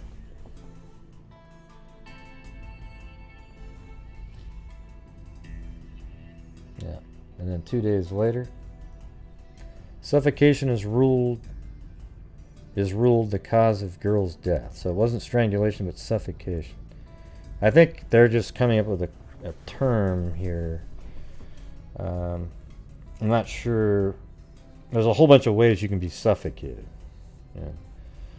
The 2 North Bergen teenage girls who sexually abused and beaten bodies were discovered Wednesday in a Montville died from suffocation, according to a medical examiner report. So suffocation is pretty broad at that point. Chief Medical Examiner Lawrence Denson confirmed that the two girls, Marianne Pryor, 17, and her companion, Loraine Marie Kelly, 16, were smothered by their killer. Bergen County Prosecutor Joseph C. Woodcock, Jr. said Friday that his office has unearthed witnesses who reported seeing the girls on 2 separate occasions Friday night in their hometown as efforts were made to continue to trace their movements. There was an abandoned car that led to a dead end. They're going to interview some friends. No suspects.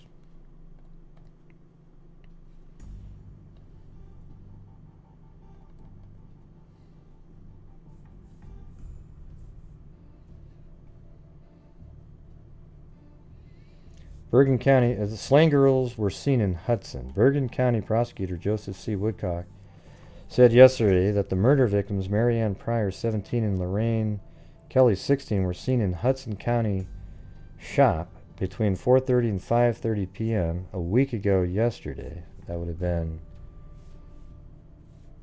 Saturday. So it would have been on a Saturday. So that's the following day.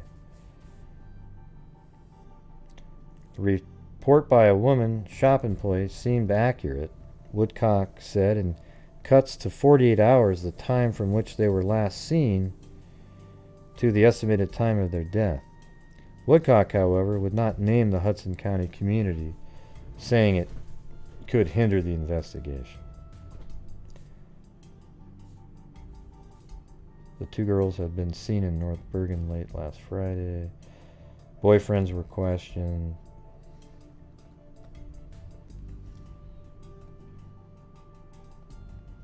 And there was an obituary here. This is how you get the addresses. 432 71st. Although this address is wrong. Right there. It's supposed to be 9100. So it took me a long time. I started with this and I was just really struggling, and then I found it at another time mentioned.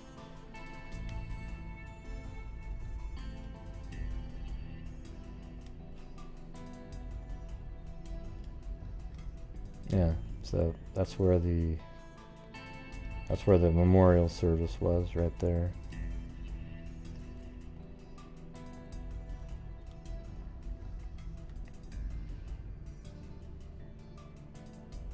So that's actually what it looked like where they were found.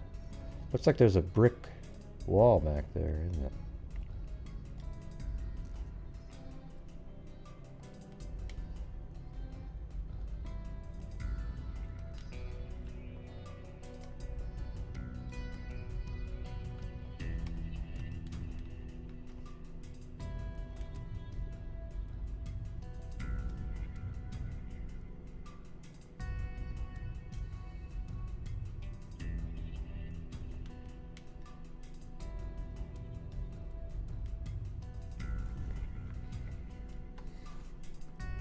Yeah, you can actually go, there's a road right in the middle here that they let you drive. It's got Google Earth. So, from here, I mean, you could definitely see a killer in the night driving back, stopping in a parking lot like that, or there's another one like that down here.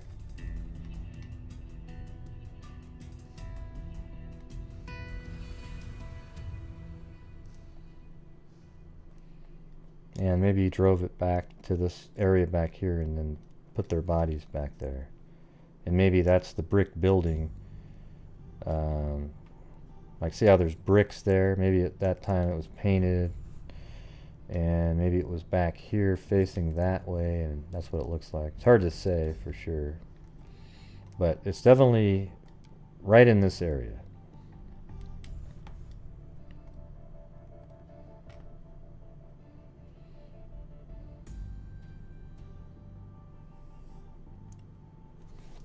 Let's see. Wander Pryor's cry for help seemed premature even in the news doldrums of last August. Marianne, her 17-year-old daughter, and Loraine Kelly, a 16-year-old classmate at North Bergen High School, had been missing less than 2 days at the height of summer, a popular time for runaways, yet millions watching the late-night TV news saw the distraught woman predicting something far more sinister. The girls certainly didn't run away. They took no extra clothes. Remember earlier she said that they were probably in a bush somewhere? They took no extra clothes. My daughter said she would be back at 8:30 p.m., Loraine told her sister the same thing. I just know something has happened. I'm worried sick. 3 days later, as a search continued in North Bergen for the two missing teenagers, the bodies of Loraine Kelly and Marianne Pryor were discovered in Montvale, 35 miles away. As Wander Pryor had predicted later in the same interview, the girls were found under a bush, raped and murdered. Their prediction was an unusual beginning to a far more mysterious, or a far more mystifying case. In 11 months of investigation, there are few leads, no suspects, and a surprising number of puzzling questions. Police pursued 3 main investigative theories: that the girls were picked up by someone they knew in their own age group, and they had been abducted by a North Jersey motorcycle gang, and that a middle-aged trucker might have crossed paths with the girls in the course of committing a series of rapes in northern Hudson County late last summer. In addition, they intensely screened the usual assortment of sex perverts and weirdos, searched for days through sodden meadows along the western edge of North Bergen, first for the missing girls and later for their clothing, and pursued hundreds of leads and tips which, like almost every aspect of the case, led nowhere. Unofficially, another approach was made to crack the case using the help of 2 women who claimed to be psychics. Oh boy. One who seems to see actual scenes through the eyes of Marianne Pryor. Hey, that sounds like the lunatic that showed up the other night in here. And claims to tell somewhat the same story through the eyes of Loraine Kelly. The 2 women have never met. Wow. Yeah, because they've read all your articles that you've put out and came up with a reasonable conclusion. Yeah, it's just...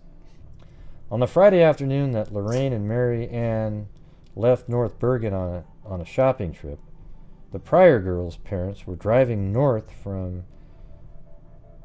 a rented beach house to meet her. On the following morning, Loraine was to join her girlfriend. Join her girlfriend and the Pryors on their return trip to the shore, where the girls were to spend the last weeks of summer before beginning their senior year. Although the girls would often go shopping together just to kill time, the Friday trip had a purpose and a destination. They were driven to a Ridgefield bus stop at 4:30 by Lorraine's boyfriend. From there, they were to take the bus to Paramus Shopping Center. Let's see where that is. Like, where is the...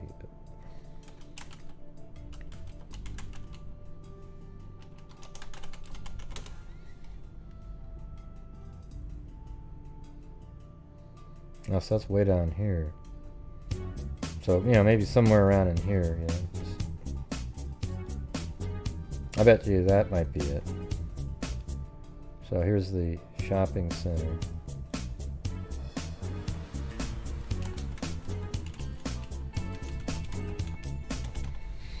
So it would have been down in this area, and they lived here. So that's interesting. They lived here, and then they wanted to go here, but then it continued on, and then their bodies are found there. So it's in the same general direction, just a lot further. So that's interesting.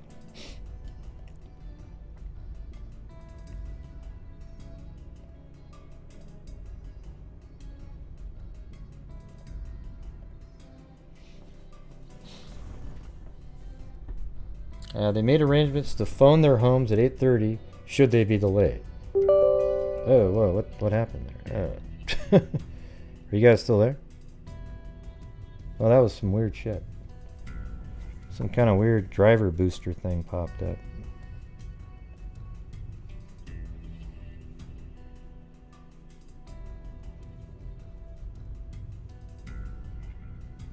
Okay.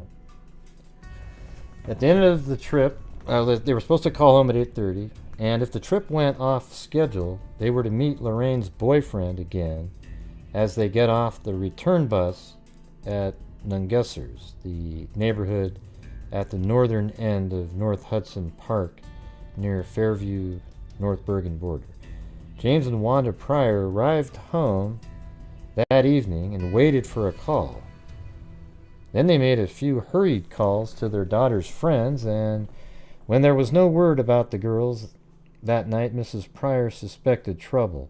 The search began informally at first in the tightly knit neighborhood around North Hudson Park. A favorite haunt of both the girls, the park was both a place to think and a place to meet friends.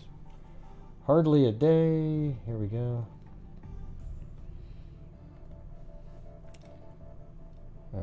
It's got to load up. Wow, look how long this is. I don't know if I can read this whole thing. But anyways, here is the psychic drew something like that, so they went to the barn and hardly a day passed, winter or summer, when the girls did not stop there. From the park, they would meander to their favorite spots nearby, the White Castle hamburger stand, the Nagesser Lanes bowling alley, the pizzerias, candy stores, and small shops on Broadway south of the park. Many of the young people in the park knew the girls, and hundreds of others would have recognized them, having seen them so frequently. So as the search intensified with no sightings reported, it seemed unlikely that the girls were runaways.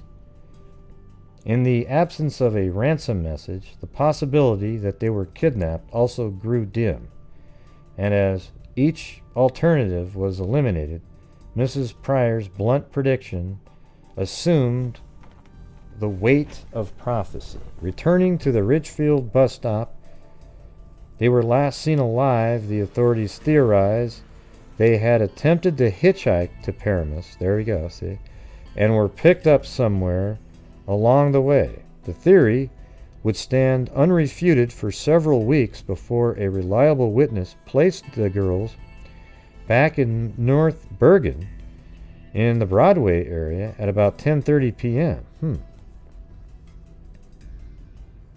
On the night they disappeared. In the meantime, the search began.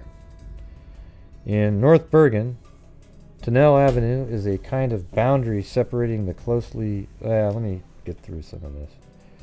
I don't know if I want to go through this whole long thing. Let's see. Bergen County Prosecutor Joseph C. Woodcock, leading his first homicide investigation, immediately noted that the bodies had been placed in Montvale. The killings took place elsewhere. Until the bodies were discovered, the fate of Marianne and Loraine had remained a mystery and not necessarily a grisly one. At very least, they might have just been just successful runaways among the hundreds of American teenagers who leave home and disappear, especially in the summer months. Now, certain facts were known: that the girls were raped, sexually molested, and tortured, that their wrists and ankles had been bound while they were still alive, that they had died at least 2 days earlier on Monday. Marianne was believed to have lived about 6 hours longer than Loraine. Oh boy. That they died of suffocation, perhaps intentionally, perhaps by neglect or accident.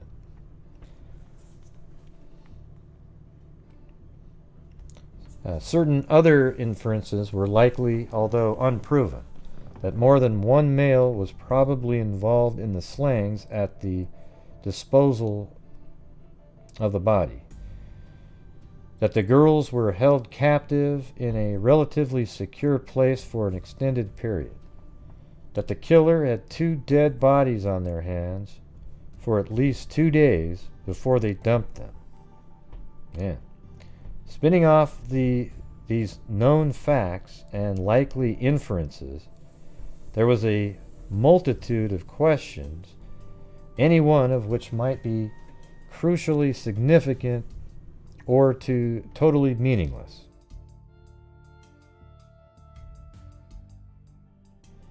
Why were the girls left in Montvale, in a recently developed area, unknown even to many who live in Montvale? Why did the killers wait at least 2 days before disposing of the 2 bodies? A desperate last-ditch alternative, or was it selected? Let's see. Or yeah, they're just speculating on this event. Was it a desperate last-ditch alternative, or was it selected to divert attention from North Bergen, where the search for the girls was most intensive? Yeah, I think that's the answer. Why were the bodies dumped virtually in plain sight, as if they were meant to be found at a particular predictable time, the early morning hours when commuters are on their way to their cars? Why did the killers wait at least 2 days before disposing of the 2 bodies?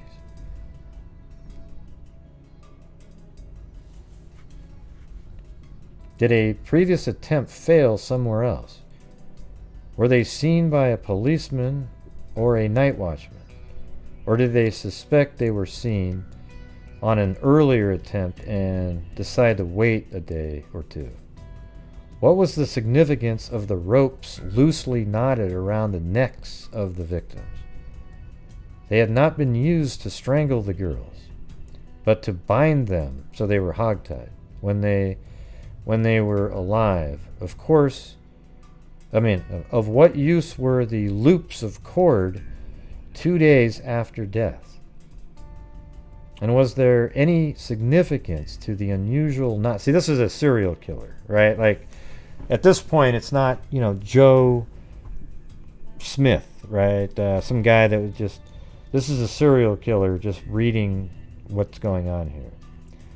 Like a horseman clove hitch, which linked one of the cords to the low-hanging branch. Let's see, what does that say? Of course, what use were the loops of cord 2 days after death? And was there any significance to the unusual knot, like a horseman's clove hitch, which linked one of the cords to a low-hanging branch? Finally, why did the killer keep the clothes and leave a prominent means of identification, Lorraine's neck chain, on her body? Was it to be sure the girls were identified? See, that's what I feel like, too. I think he wanted them to be identified. The detective, like the theregoer arriving late, must work his way back from the final act to the beginning. With his evidence to guide him, he must identify the cast of characters, probe the motive of the players, and determine the turns of plot in the drama that has long since been played. Then he must reassemble the drama in a court of law, reproducing the plot so convincingly that a jury of 12 peers will unanimously decide, yes, that's how it was, beyond a shadow of reasonable doubt. The police began with, well, that's totally different things. It used to be shadow of a doubt, and then it became reasonable doubt. It's not beyond a shadow of a reasonable doubt. The police began with the obvious, the circle of young people who knew Marianne and Loraine, and with aid of polygraph tests and intensive questioning, eliminating them one by one. In vain, they sought any tenuous connection between North Bergen and Montvale. While they knew the beginning and the end of the story, the tragic center remained a mystery. Where had the girls been, and what had they done in the final weekend of their lives?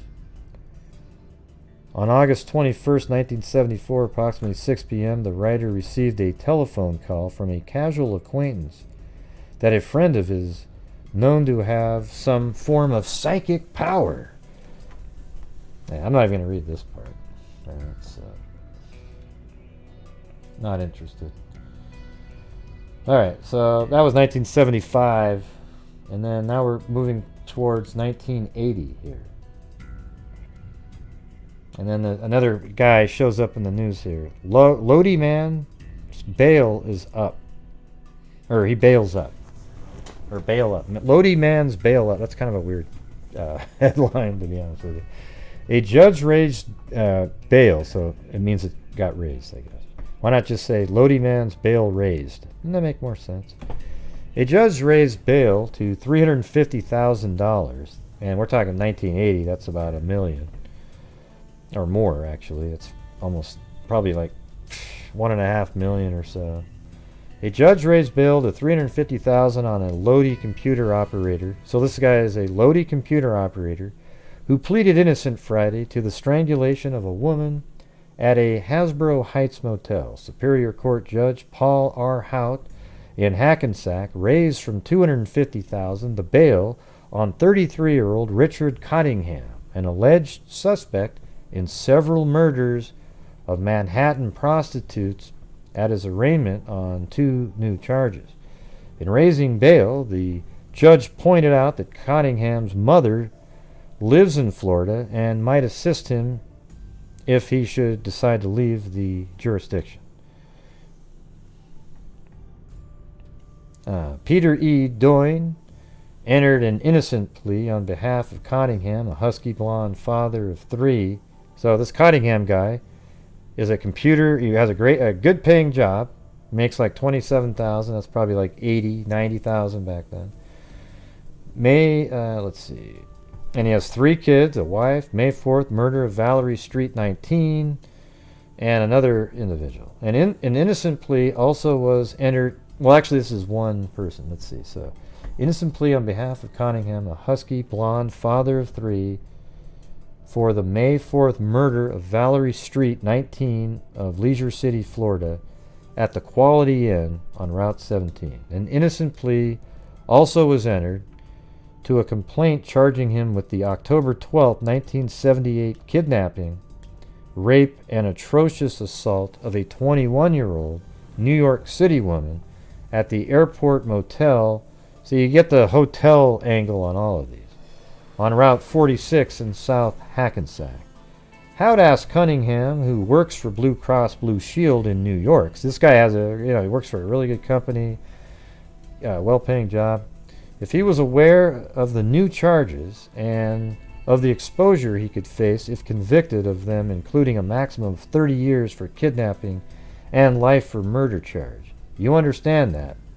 Yes, answered Cottingham, who was dressed in a Bergen County jail uniform. Cottingham was arrested May 22nd while fleeing from the Quality Inn after maids heard a woman scream and called police. A nude 18-year-old reputed prostitute was found in the bedroom, and she reportedly had been handcuffed. A judge later set $250,000 bail on Cottingham on charges of that woman's attempted murder and aggravated sexual assault. All right, then 1980, 4 months after that,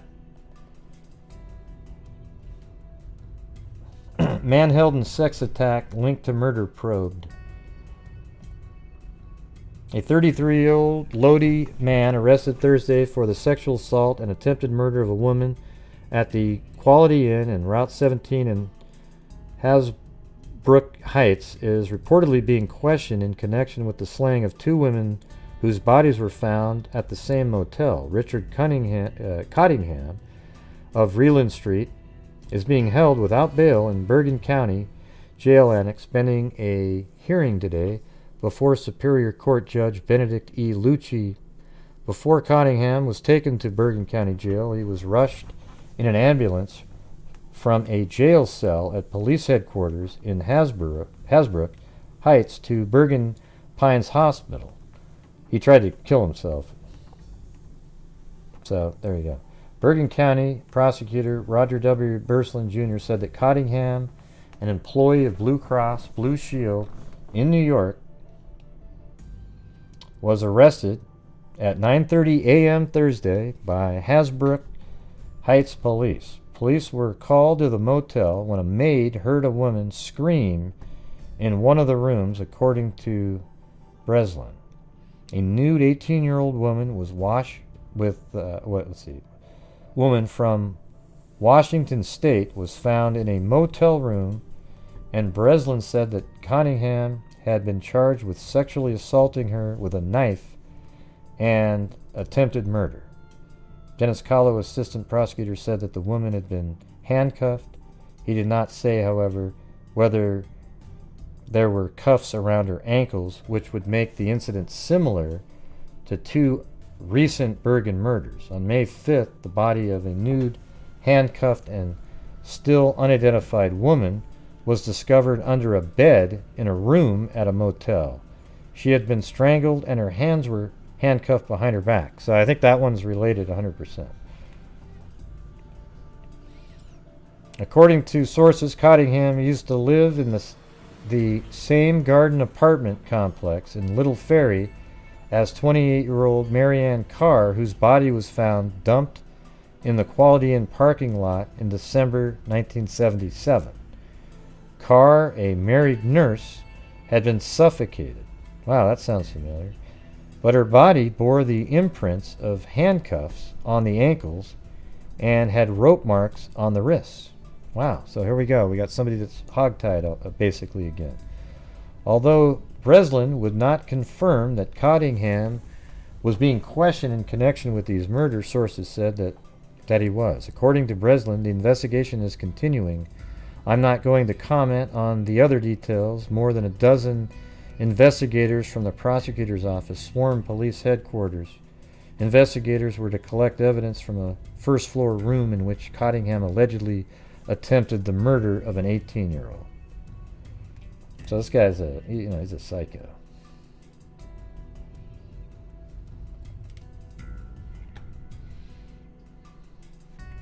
Are you guys finding this interesting? Hopefully you're able to follow along, because if you were, it's interesting. Suspect probe for murder link.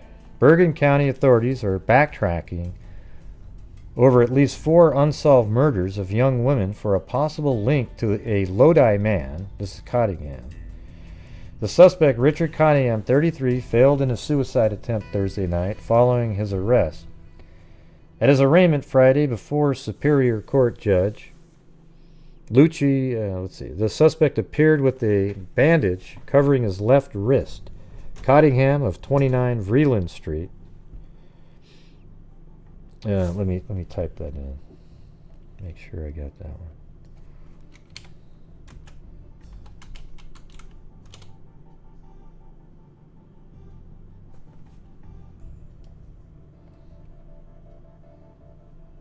Yeah.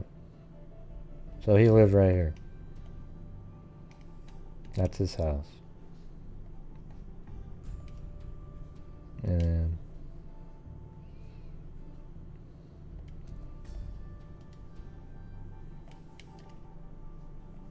was it 29? Yeah, it's that house right there.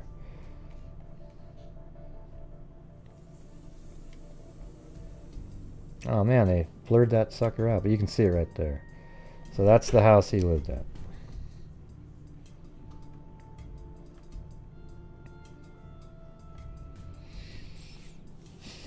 Cottingham, who was married. So listen to this guy, who he is. This is exactly what I picture the Delphi character, the killer, right? Cottingham, who is married and has 3 children, checked into the Quality Inn on Route 17 about 5 a.m. Thursday with the woman, whose name is being withheld. About 9:20 a.m., a maid heard a woman's screams coming from room 117 and phoned police. Cottingham was arrested fleeing the hotel by Hasbrook Heights police, who found the woman's nude and handcuffed in the hotel. I mean, she was going to be killed, right? There's no doubt about it. Although authorities would not confirm Sources said the cuffs were on her ankles, a method of restraint used in at least 2 previous murders, including one at the same motel earlier this month. The nude body of a woman was found May 5th under a bed in room 132. Her arms were, so it's obvious those are connected, right? I mean, her arms were found behind her back with handcuffs. The victim, who had checked into the motel the previous day, given only a Florida Street address, and that the name Shelley Dudley had been strangled. A tentative identification of the victim has been made by the Missing Persons Bureau of Bergen County Sheriff's Department. Breslin would not comment on whether there was any connection between... Hold on. There's a lot more on the next page. The latest incident at the motel and the murder. We have a lot of backtracking to do, the prosecutor said. We are looking into a number of old cases, Breslin said. He said 3 of the unsolved murders being reviewed are the December 1977 murder of a Little Ferry nurse whose body was found behind the motel, and the August 1974 murders of teen-age North Bergen girls whose bodies were found in Montvale. So now we're talking about Marianne Pryor and Mary Kelly associated with Cottingham.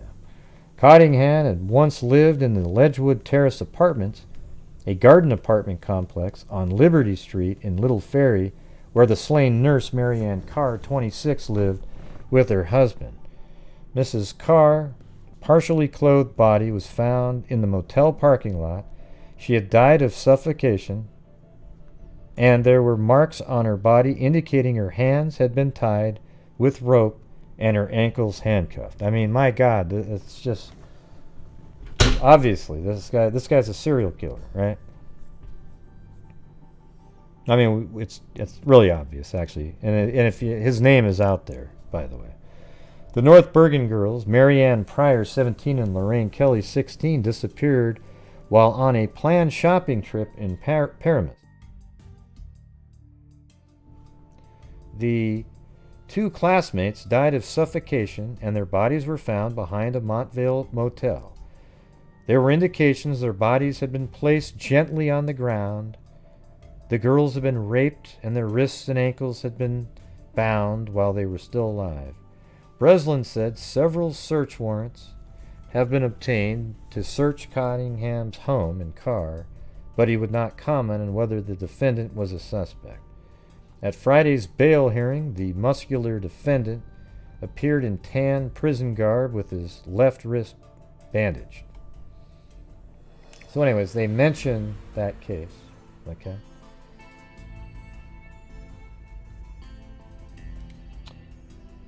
And it's weird too, because his wife filed for divorce against him, but then an accused killer's wife withdraws the divorce suit for some reason. Cottingham's computer operator for Blue Cross Blue Shield of New York for 13 years. I mean, look, he just had a normal job, 3 kids, a wife.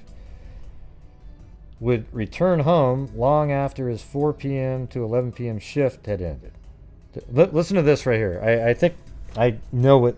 This is some crazy crap at the end here. So it says, the complaint also charged Cottingham with being parsimonious with his money, even though he earned $23,999 a year from the New York insurance company. On one occasion in 1978, Cottingham allegedly took a vacation by himself for 7 to 10 days, refusing to take along his wife and 3 kids. What do you think he did on that vacation? And I want to know where he went on vacation in 1978. And I want to know if there's any missing persons that were killed in that area. Because that's what he was doing. I have no doubt in my mind that on that vacation right there, he went out to kill people. He didn't want his family with him or kids, and who the hell knows where he went.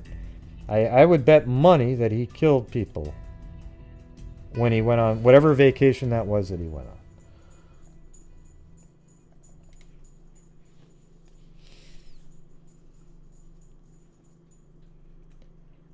on. Now look at this. Now we're talking about a guy. See, here's what I think. You know how the two girls we're talking about, Marianne Pryor and Mary Kelly, they weren't prostitutes. And so when he killed them, he probably placed them gently on the ground. He didn't have the same hate that he has for these other women. All right, listen to this. Accused sex killer Richard Cunningham, and when sex worker, sorry for using the word prostitute. Accused sex killer Richard Cunningham, suspected in the murders of several alleged prostitutes, told one woman that all prostitutes should be inflicted with pain, according to testimony yesterday. He said he wanted to hurt me. He stated that he had done this many times, said woman Cottingham allegedly attempted to kill in May. The testimony was offered yesterday by Bergen County prosecutor investigator Robert Reber, who took a statement from an 18-year-old alleged prostitute. Reberg said authorities found the young woman handcuffed inside the motel room after Cunningham was apprehended while attempting to flee. He said that all prostitutes should be inflicted with pain. He wanted to hurt me. Cunningham, a 33-year-old Lodi computer operator, was not in court yesterday for the probable cause hearing. The bushy-haired suspect had been in custody since his arrest following the state charges. Okay, so anyways, I'm going to move forward here. New Jersey prostitute murder, the true story. So there's actually, somebody wrote a book in 1984, said, and this, I bet it would be interesting. In December 1979, New York City firemen broke into a smoke-filled room in a motel on West 42nd Street. They discovered a horrible sight, 2 naked female bodies from which the hands and heads had been severed. So that's what hasn't been mentioned in any of these articles, is that for most of these women, he's actually called the torso killer. He cut their heads and hands and off. Okay. They discovered a horrible sight, 2 naked female bodies from which the hands and heads had been severed.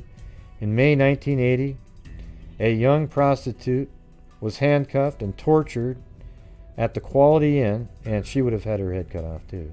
The man apprehended was Richard Cottingham, a baby-faced 30-year-old computer operator from Lodi. Cottingham, married and the father of 3 children, was considered a model husband and father of his neighbors, by his neighbors.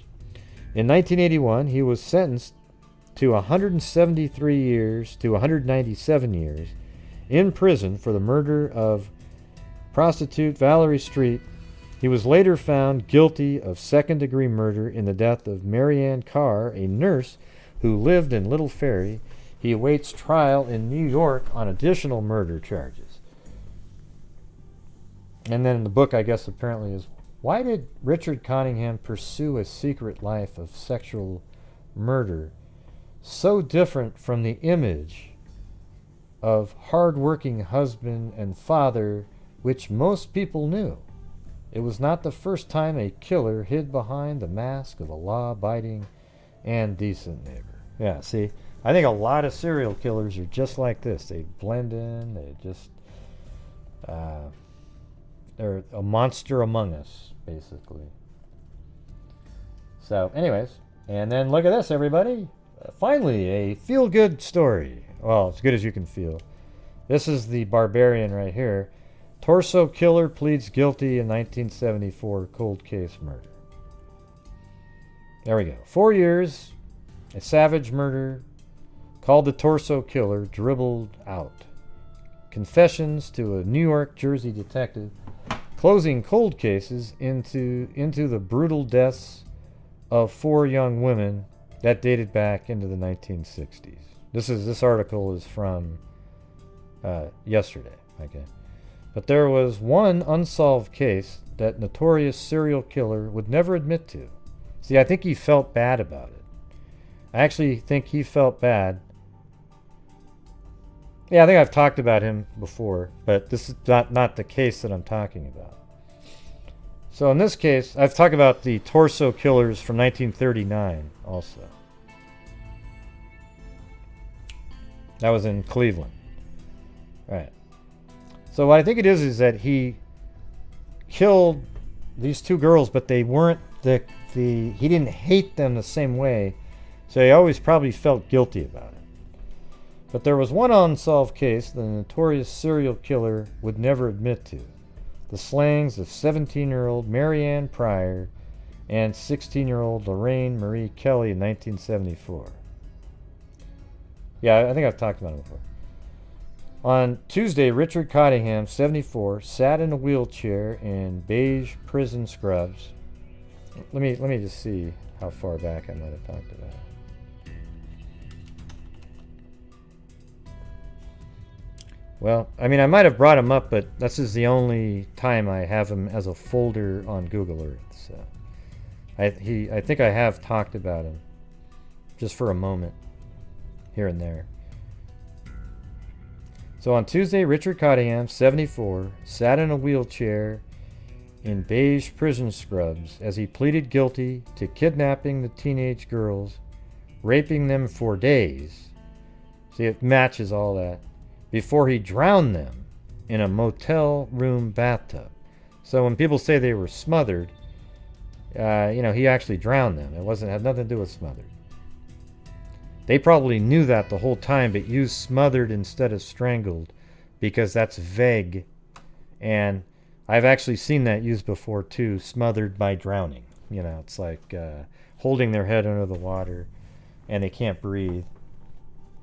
It's actually similar in a way. You just can't breathe and then but you're breathing in water.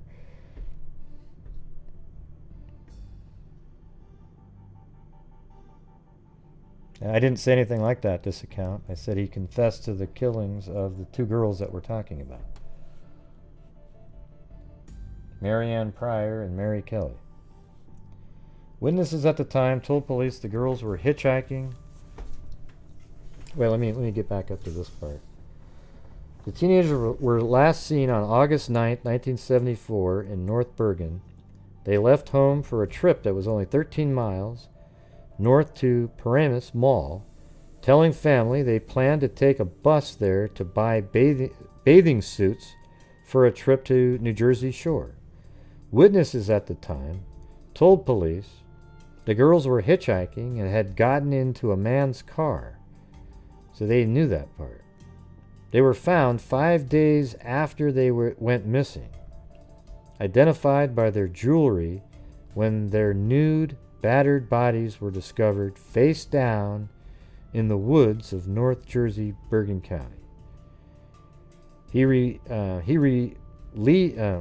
relieved that this cloud that has been hanging over his head for many years is now removed. See, I actually kind of believe this part. I think that he was killing sex workers because he hated them. He had something against them.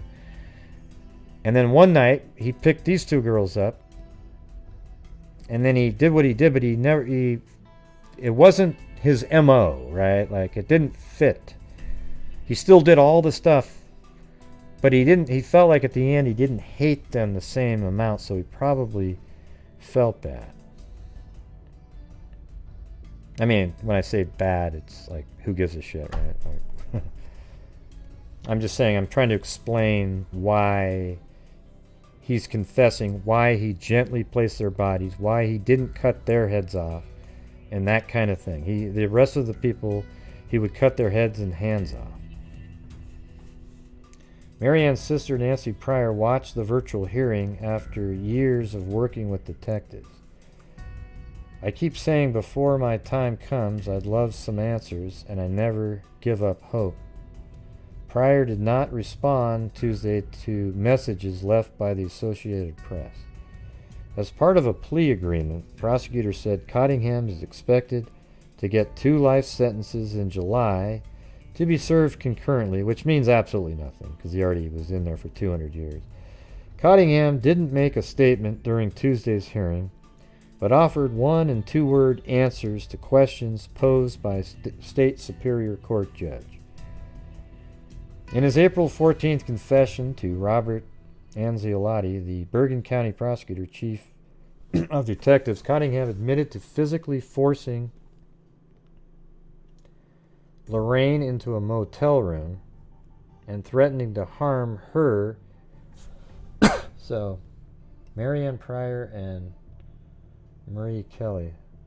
Wait, so who's Loraine? Which one is Loraine? Is that the middle name? Hold on.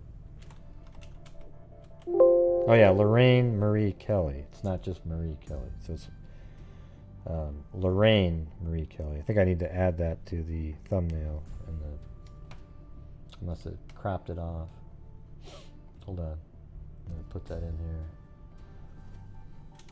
Loraine. Alright, so it's in the title. Wow, so we get the answers down here. Hold on a second.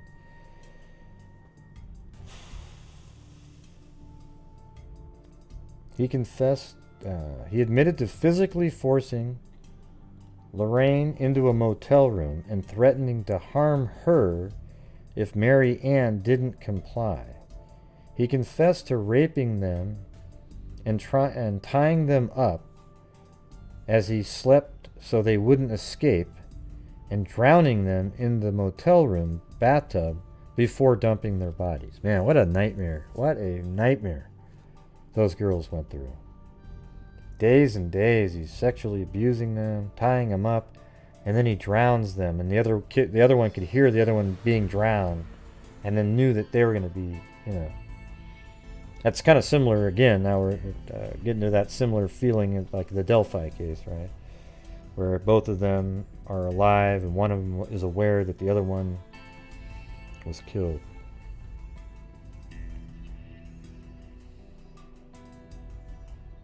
Let's see.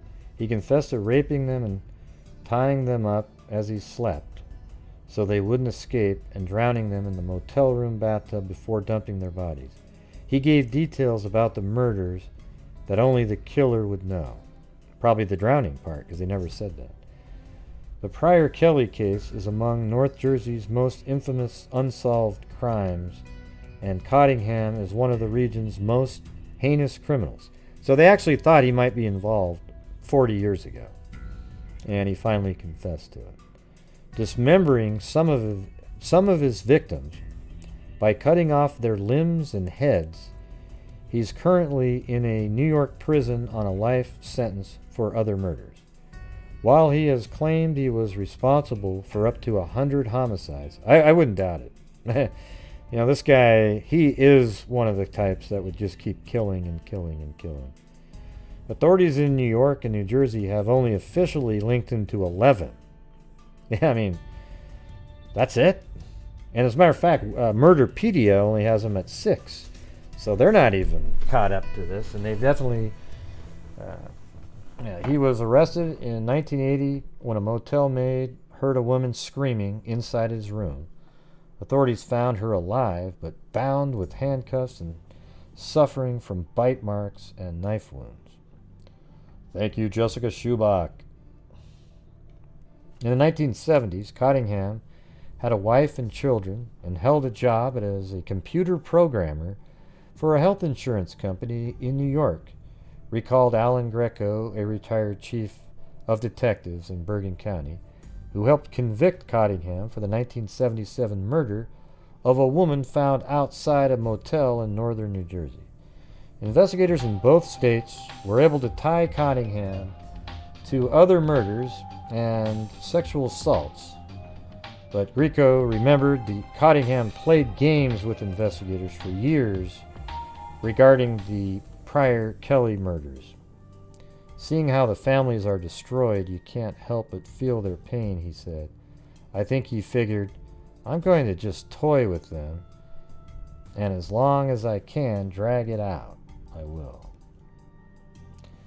The killer would ultimately tell Anzonati about the slayings of 4 women and teenage girls between the ages of 13 and 29 in Bergen County, yet he was always reluctant to discuss Marianne and Loraine. Anzonati said because their murders bothered him, there you go, see, bothered him more than any other, probably because of the brutality of it, coupled with their ages and the days he spent torturing them. Yeah, I think it's also because they weren't sex workers, the ones he actually really hated. Ends it out, he tried to elicit a confession for years as Marianne's sister, Nancy, repeatedly checked in with detectives for updates. I didn't want to retire until this was complete. He brought Cottingham from a state prison in Trenton up to Prosecutor Pramis' offices 3 times in the last month. Now, anyways, good job. There he is right there, by the way.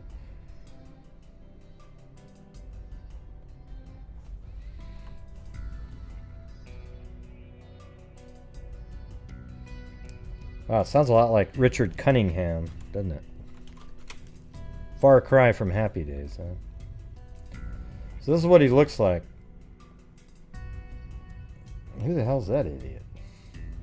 Oh god, are these those stupid people that go in like they're, you know, girlfriends of these criminals? Who's this?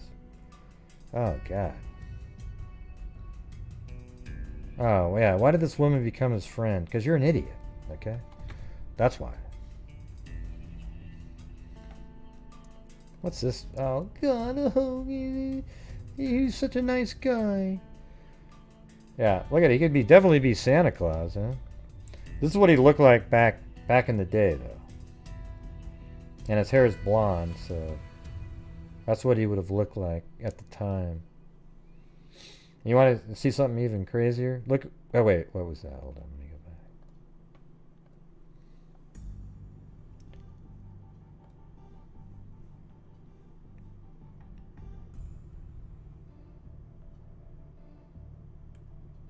back. Oh man, you don't want to see that stuff. That was pretty bad right there. Sorry guys. I didn't mean to. I didn't think it was going to have that shit on there. Whew. Yikes. So there you go, everybody. That's what the warning message is at the beginning of the show. Yeah. He's a nightmare. Well, you can go look it up. Just go look up crime scene photos of Richard Cottingham with 2 T's.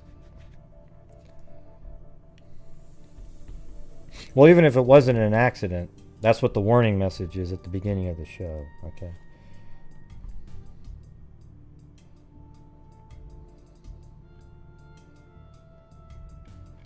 Yeah, I'm going to get out of these. There's some creepy shit here. But anyways, this is where he lived. Let me show you where he lived at this time. Watch this.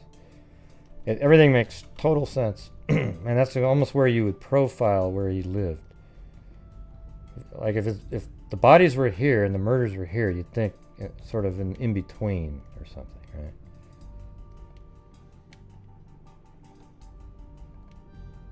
Yeah. So here's where Marianne, or actually it's Loraine and Marianne lived. And he lived right here. Look at that. Right there. And then one of the places was the Quality Inn right here. That's where one of the murders took place. And then that's the shopping center in Paramus that they were going to go to. Then he dumps their 2 bodies, the 2 girls, here. So he kind of lives in between. You know, he lives there. Bodies. He lives here. This is where he picked up people. That one's a little too close. I don't know why he would have picked that one, but maybe it was just ease of use. I don't think anybody praises those people. I think they're idiots, you know.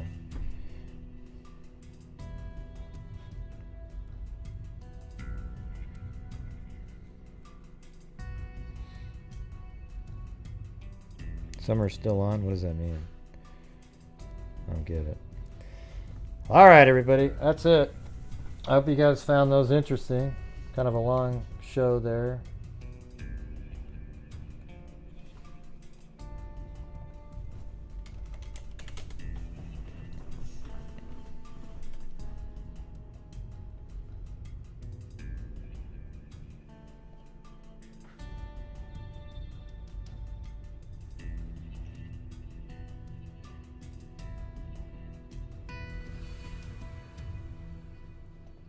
Yeah. I was just reading that again. So anyways, really sucks about Trudy. She went by Trudy Richard on Facebook and YouTube, but I think Hall is her last name. So, you know, she always was funny, made everybody smile. She's one of those happy people, makes the place, chat, a better place. So, she'll be missed. And we'll make our donation at the end of this month in her name. It's crazy. That's like the 4th or 5th person.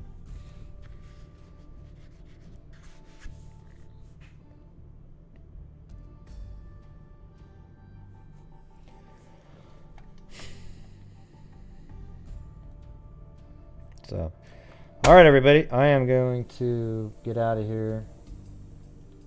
And make sure you guys wash your hands, maintain your social distancing, wear a mask, get vaccinated. Sounds like everybody's on the route of getting vaccinated, which is good.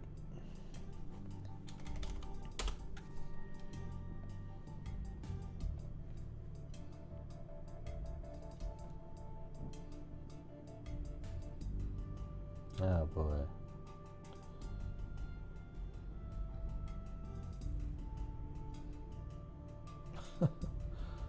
Oh man, I got this huge request.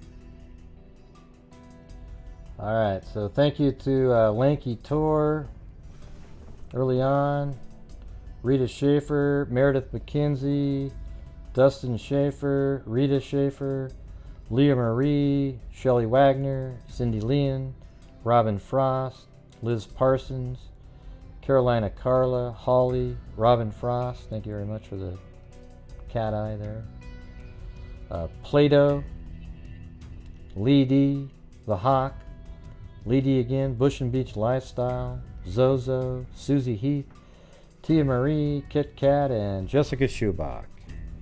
Thank you guys very much. And we will see you guys tomorrow. Hopefully it's a better day tomorrow. Alright? But who knows? So thank you all for showing up tonight, and we will see you guys tomorrow. As I always say, until next time, be safe out there. Yeah, I've been doing this true crime thing for quite a while now. And during this whole time, I have not seen one person that is a crime dissector, flag rejector. I'm a certified human lie detector. Gonna get ya on a stretcher if you try and play me like an old projector. Crime sector is my nectar. Professor Grego's gonna give another lecture. Crime collector, freak connector, and I'm always gonna be a pup protector. Fool deflector, interceptor, and I'm meaner than a spectre with a vector on his pector. With all respect, y'all, just remember I've a temple fucking check. I have no agenda, I'm no pretender, and I'll serve it to you straight without the blender. And in the end, I'm gonna send ya on a mission to reveal the true offender. Yeah, so I'll just get right back to work. Alright, everybody? Talk to you later. Alright, everybody. I'm just gonna end the show. I'm not gonna do the music part at the end. But we'll see you guys tomorrow. Alright, so have a good one. Be safe out there.